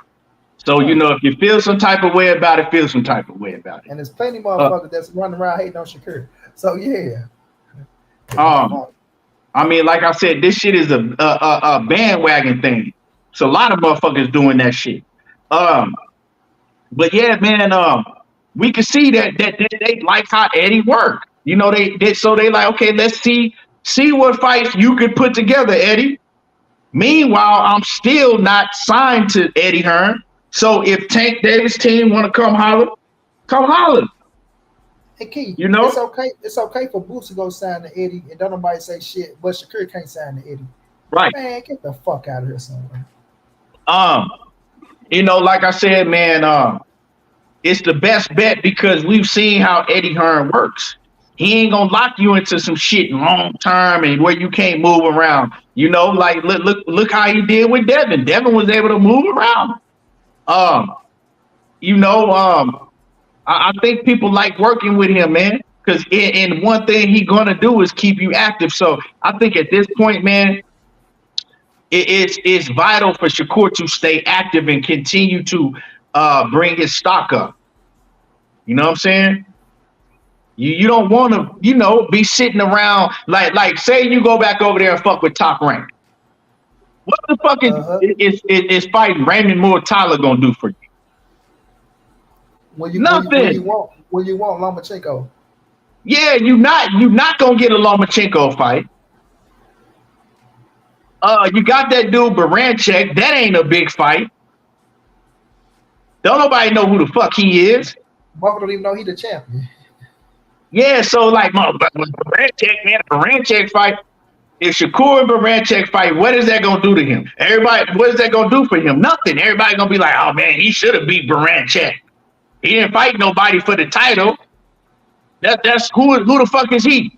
It ain't gonna do no numbers. Don't nobody know who the fuck he is. So you might as well, just stay active. Stay active. Continue to build your profile. People don't understand, man. Shakur only has 21 professional fights. You know what I'm saying? My man Dre say if Shakur signed with Eddie, you think he should move to 140? Eddie has a lot. Yeah, it's a lot of smoke at 140, but the thing is, man, if Shakur moved to 140, any of the guys, Pitbull already said under no circumstance will he fight Shakur, right? T.O. said under no circumstance will he fight Shakur, right? Devin ain't at 140 no more, so that fight ain't gonna happen. I mean, who he gonna fight at 140? Nah, Shakur shouldn't move to no 140. Right? Like y'all keep saying move to 140. This is no disrespect to you, bro. Move to 140 for what right now, though? Like he just got the 135. It ain't like he blowing up like that, bro.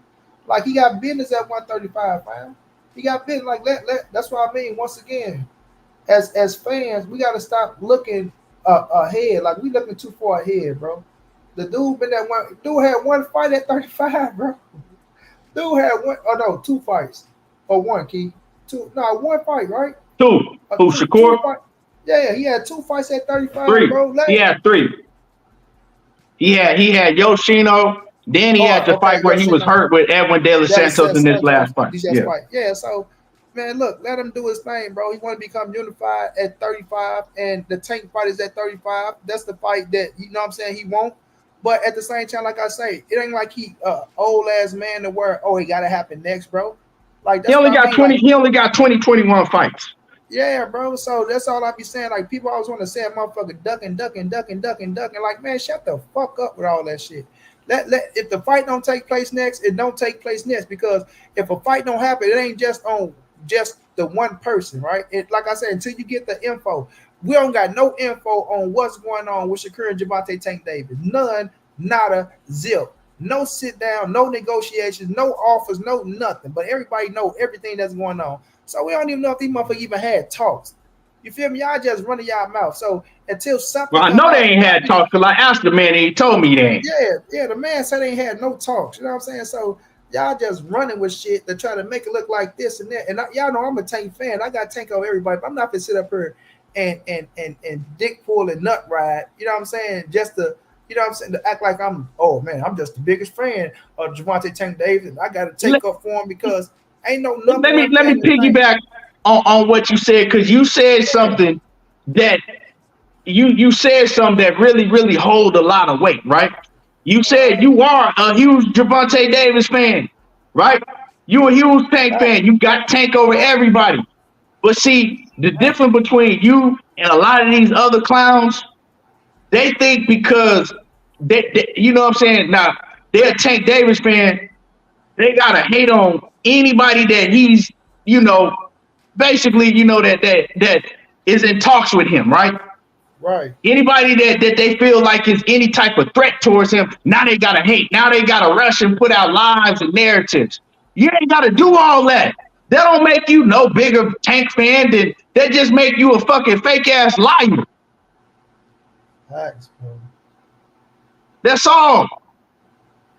Like the shit that these niggas be doing is corny, bro. And they know it too. They know it. But there's so many sheeps out here, they go take it and run with that shit. You can And that's still what be it's a gonna Tank come to. fan and you can still Tell the be a truth. Tank fan and tell the truth and keep it real. Facts, bro. You know what I'm saying? Like that shit just crazy, bro. And I look at it like this, bro. Like I said, man, when I look at Shakur Stevenson, bro, I see a bad motherfucker, bro. Like I know, and that's what I mean by cats who always acting like they know every goddamn thing, or they know the sport of boxing, or this, that, and the third, and then look at Shakur Stevenson and don't give him his just doing his credit. What? Like even the De Los Santos fight, right? Where people talking about it was so boring. It was so that shit was unanimous, homie. You know what I'm saying? That shit was unanimous.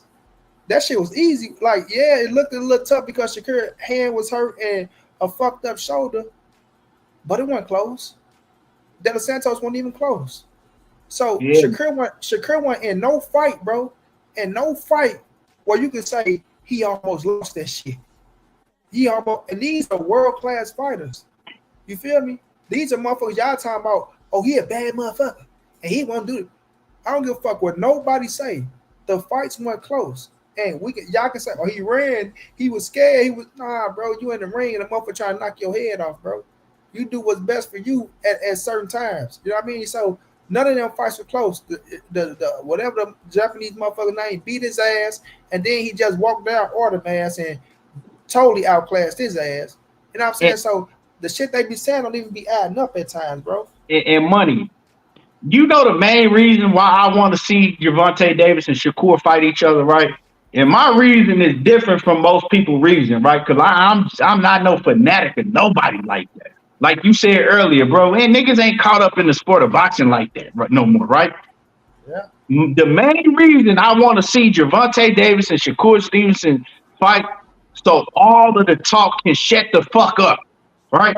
All of this, Tank Davis gonna beat the shit out of Shakur. He gonna knock him out in 6 rounds. Or all of the, man, Shakur gonna school him. Shakur gonna do this to Tank. I want all of that shit to shut up so whoever wins, I can sit back and say, hey, man, now we know. Now we know. We know who's the better fighter between the two. Let's move on. Now we can finally move on. All of this talking that's been going on for years, we know who the better fighter is. That's the only reason I want to see that fight. And of course, for entertainment inside the ring. But that's the main reason why I want to see the fight. I don't give a damn about if Tank go in there and knock out Shakur or beat him on the scorecards. I'm going to be happy for Tank. If Shakur go in there and beat Tank, you know what I'm saying? I'm going to be excited. Like now I was right the whole time. But other than that, bro, I want to see who the better fighter is. Some of these dudes, man, they kind of like act like they living through these fighters. Like y'all got to stop acting like y'all live through these fighters like y'all are them. You know what I'm saying? Like y'all got the same souls. Y'all can't fight for them, and y'all can't motherfucking feel the ass beatings that they take. And like for real, man. It's because of what Sports SI saying. You know what I mean? Because they saying Tank only fight a certain caliber of fighters, and that's come for Mexican fighters, right? And that's why I was mad about the Frank Martin fight, because they telling Frank Martin he got to go forward and fight Tank. But he a boxer. But don't get me wrong, Frank fought a good fight. He did what he can do. But now they look at Shakur Stevenson, right? Just like he's saying, oh, well, Tank, he's the greatest Mexican fighter, saying he only fight Mexican fighters. But motherfucker telling Shakur to come forward, right? Don't box. Don't fight your fight. No, Shakur, you're boring. You're going to run. You're going to move. You're going to do this. Oh, but y'all just said he can't beat a certain style. And I want to see Tank have to figure it out against that style like Shakur Stevenson. Because you know what that's going to do? That's going to make Tank better. Especially if he figure it out and win. You know what I'm saying? So it's like, yeah, you want to see him against certain styles. So I want to get that notion out the way, or Tank only come forward fighters, and this because Shakur is the ultimate challenge when it comes to a per boxer. You know what I'm saying? To hit and not get hit. You feel me? So that's the ultimate. After that, it's like, okay, Tank, shit, you did your thing with. You can beat any style after you beat Shakur Stevenson. Not saying shit gonna be easy, but I want to see you figure it out. Go in there and have to cut the ring off and make a motherfucker sit down and bang, and you know what I'm saying. Have to think inside there. So it's gonna be a hell of a chess match, and it's gonna show Tank will have to bring out a different level in what he do. You know what I mean? So that's why I want to see it, because it's gonna be I know it's gonna be a challenge. I don't give a fuck. Yeah, well, that's why I summed it up by saying the entertainment in the ring, like Right. But my whole point was making, like, if Tank win, Shakur win, my life ain't gonna change the next day. Exactly, bro. You know what I'm saying? It's still life off of fucking YouTube and the internet. My life ain't gonna change. I don't live through a fighter. And salute to the Queen Diana. Much blessings to the Queen. She says many blessings to you and yours, ETB. Always coming through, showing love. I appreciate you. Diana. Man, mine's Diana. I got a family too. It's like I got a corny motherfuckers. Shut up. Shouts out to Diana. But money. So if Tank lose, what's your reaction gonna be? Man, if he lose, that Shakur is a bad motherfucker. Like, I know this me. I know Shakur got. I'm not the ones that's just looking at this fight. Oh, Tank can't lose this fight. Shakur, no, man. I know Shakur's style. I know what, like, he a bad motherfucker to me, bro. So I know there's a chance Tank can lose this fight. You know what I'm saying? It's just how you lose gonna be the question. But if you lose, we know it's gonna be a rematch clause in the contract. But I'm gonna get Shakur all his just do and be like, that's a bad motherfucker, bro. He is what we said he was, and I want to see every motherfucker give him his justice that he deserves, bro. But I'm be like, damn, he got my dog, bro. Damn, but Shakur, you was a bad motherfucker, bro. He's a bad motherfucker. Yeah, man. Like, the thing is, bro, is let me say this, Keith, Omega. And when Earl lost, what I do the next day, Omega? Brought Bomac right on and gave them they just do. Yeah. Come on now, man. My thing with me, money, is nowadays, right?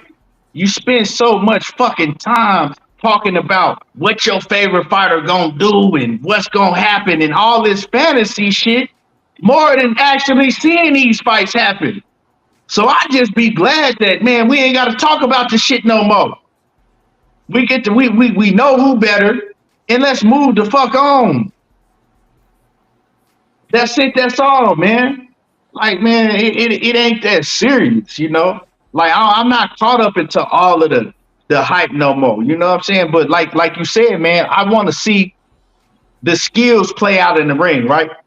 Like you said, you want to see if Tank can, cut off the ring and win a chess match and things like that, right? And have to go to another level we ain't seen him have to go to with these fighters that he been in the ring with, right? Yeah. With me, I want to see, you know what I'm saying, if Shakur could shut all the doubters up. Oh, man, he going to get knocked out. He can't take a punch. He can't do this and he can't do that. All he going to do is run for 12 rounds. Like, yeah, we want to see that. Omega Red says Green Bay lost, Lakers lost, Cowboys lost. Next game, that's simple, right? It's a little bit different with football, basketball. Like, I ain't gonna lie. You know what I'm saying? The Lakers lose, I'd be pissed that the Lakers lose in the NBA final. I'm gonna be mad in the motherfucker. My football team lose, I'm gonna be mad in the bitch. But those are team sports. I think boxing, I just look at different, because the thing is, with team sports, you get to see the best play the best. You don't gotta, wait for 5 years to see if the Lakers is better than the Suns or if the Cowboys is better than Green Bay and vice versa, right? You get that one game, you gotta wait, you know what I'm saying? But you get to see it play out. Boxing, you gotta see a million videos every fucking day. You gotta see a bunch of trolls talking about what such and such is gonna do and how he gonna do it, and you never get to see the fucking outcome. I just want to see the outcome. That's it. But I as far as Shakur, man, I think one of his best bets might be to see if Turkey, right? See if See if you can get with Turkey. And if he can get with Turkey, Turkey can make this shit happen. If Turkey can, because one thing about Turkey Alashikh, man, a lot of people don't like what he's doing. I love what he's doing. He gonna make it to where these fighters can't hide behind their promoters. Where the promoters can't hide behind shit because he like, okay, I want to see Shakur in such and such fight. I'm gonna pay your fighter to fight Shakur. More money than he's ever made, more money than he gonna make fight anybody else. Now I'm calling your bluff. Now it ain't about money. Now you can't hide behind all of these excuses. And I think that's what he's doing. And I think that's Shakur's best bet while he's a free agent. See what Turkey talking about. You know what I'm saying? See if Tank Davis and his team ain't ready to start negotiating, see what Turkey Alashikh is talking about. You know what I'm saying? See what Turkey talking about, because he's shown that if he want to see some fights, he willing to put up the bag and make this shit happen. So I think that if we see a Williams, Zepeda, and Shakur, it's going to be involving Turkey Alashikh and Williams, Zepeda more money than he can make anywhere else. Oh, maybe. Right. You fucking all drama, bro. All these niggas want to do is sit up and yell back and forth and talk about what their favorite fighter gonna do and can't break down the fight for shit. Don't know shit about boxing. Don't know half of the fighters that's involved in boxing. That's all they gonna do. Well, how he gonna win the fight? Oh man, he gonna knock him the fuck out, man. Well, break down the fight. They can't do that shit.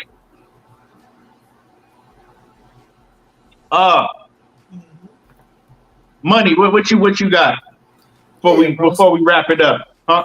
Yeah, I just want this to happen, bro. I want the people, right? I want the people. I don't give a fuck about the content creators, because they gonna do what they gonna do, right? But I want y'all as the people to start thinking for y'all damn selves, bro. And I pray this shit don't kick me out again. That's my computer. To start thinking for y'all goddamn selves and understand certain shit is just common sense, bro. Certain things are just common sense. So at the end of the day, if y'all saying y'all boxing fans, be boxing fans, right? And continue to rap for your fighter, love your fighter, but don't look at certain fighters and just discredit those fighters because everybody else doing the same shit, fam.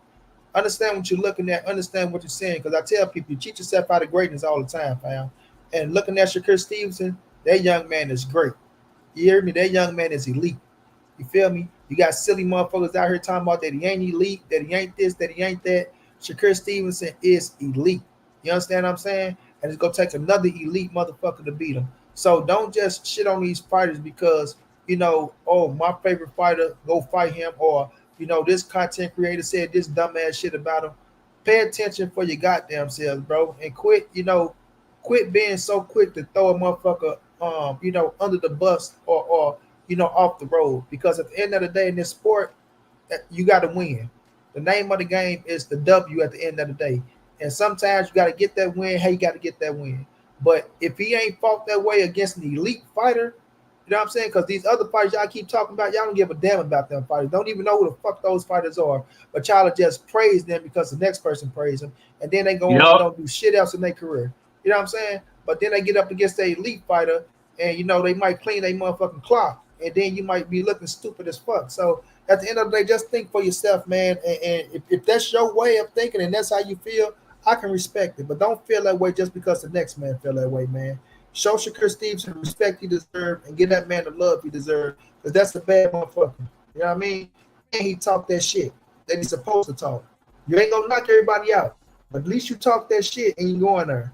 You feel me? So let's just wait and see how these things play out, and then make your own observations of it. You know what I'm saying? So I think Shakur and Tank gonna happen. Even if it don't happen next, it's gonna take place. And when it takes place, it's gonna be one hell of a fight, man.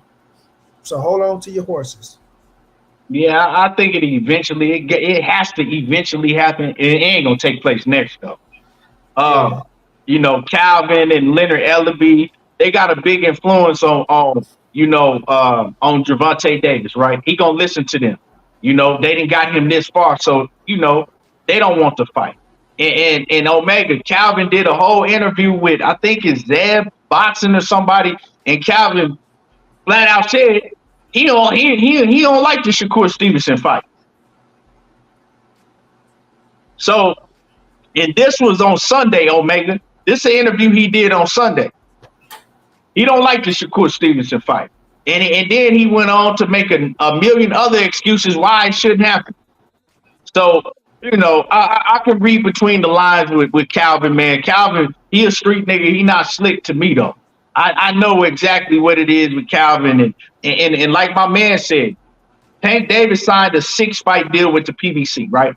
They show to show his fights on Amazon Prime.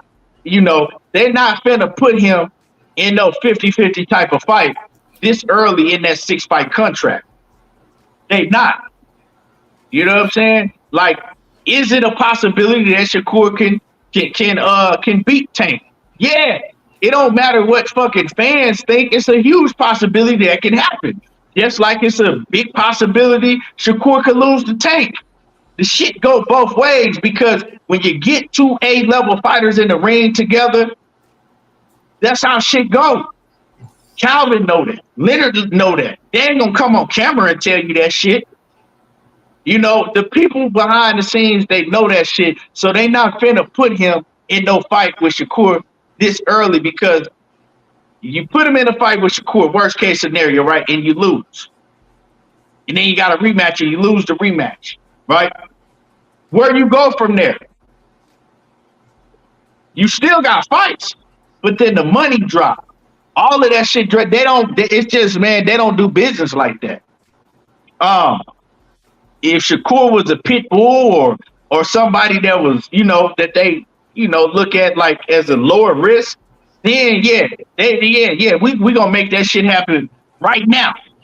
But that's just how I see it. Like I said, if I'm wrong, Shakur ain't got no fight, Tank ain't got no fight, they can prove me wrong. If I'm wrong, and I'll come on here and I don't have no problem telling everybody, look, man, I didn't think this shit was gonna happen. I was wrong, but I'm glad it happened. So, I mean, you know, we'll see. That's one thing we will find out. You know, within, I'll say, at least the next month or less. So we're going to find out that. Ain't no need to go back and forth about that. If I'm wrong, we're going to find out. Yeah, man, Calvin was saying a lot of bogus shit to create a false narrative because he doesn't want to fight. I'm not gonna sugarcoat it at all. To Juan Williams, he don't want to fight. That's just what it is.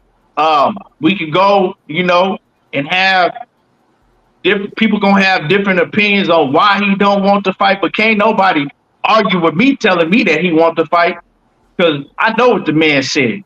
I know how he said it. I know how he was putting his words together. He don't want to fight. He ain't never talked about nobody else that Tank Davis has been in the ring with. He ain't never talked about nobody like that. You don't, if you want to fight, you don't make a million excuses on why the fight don't sell and why the fight ain't a good fight and why this opponent ain't this and he ain't going to engage and people ain't going to want to see that. You don't say all of those things if you want to fight. He's trying to, because he knows that Tank got a huge fan base and people on YouTube is going to ride with whatever their favorite boxing channel rides with, right? And their favorite boxing channel is going to ride with whatever Calvin is saying if you're a huge Gervonta Davis fan 9 times out of 10.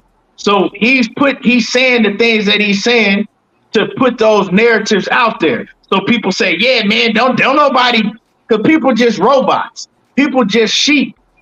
They just repeat what they hear. So if you say it enough times, then people going to start, oh, man, don't nobody want to see Shakur.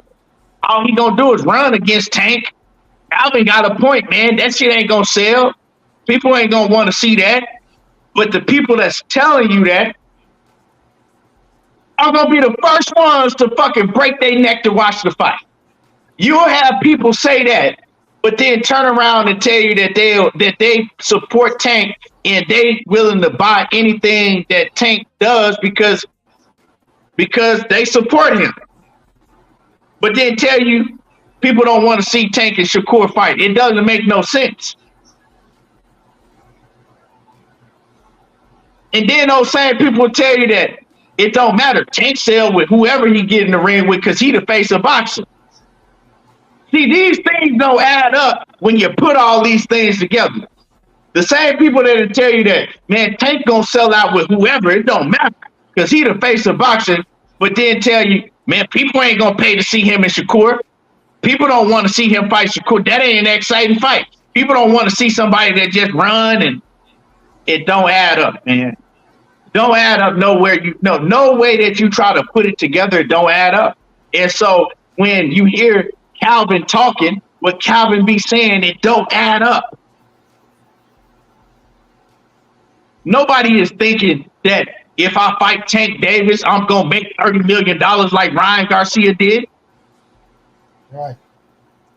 Nobody never said that shit. So Calvin just be running his fucking mouth because that's how you talk when you don't want certain fights.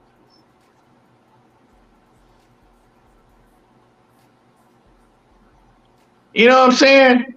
Like that shit is, you can't fool real ones that's gonna keep it real. You got these certain clowns out here, they just gonna repeat anything because a lot of these so-called diehard boxing fans, they really don't want to see the fight neither, because if they favorite fighter fuck around and lose, what's their narrative gonna be? They can no longer make all of these fucking videos after videos after videos. Now they gotta find two other fighters to latch on to these narratives and all these lies with.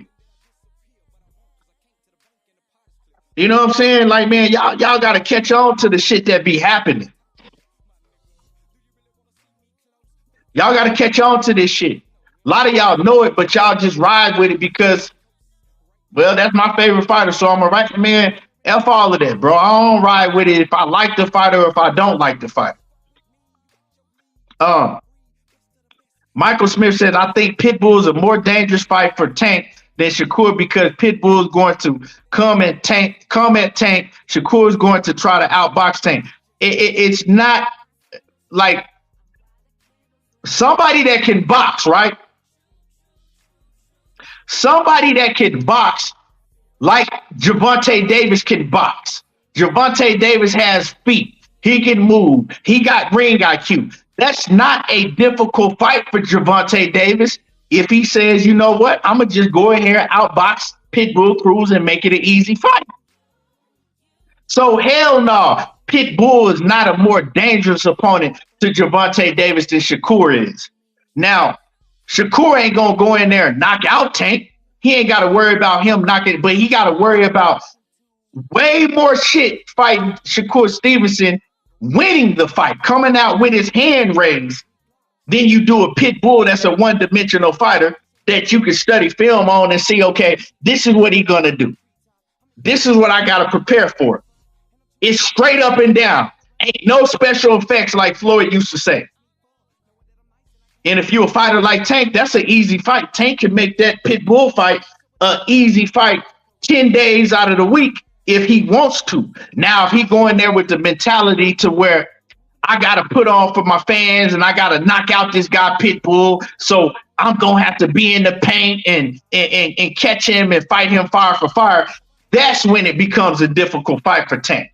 But if he don't want it to be a difficult fight, it definitely don't got to be.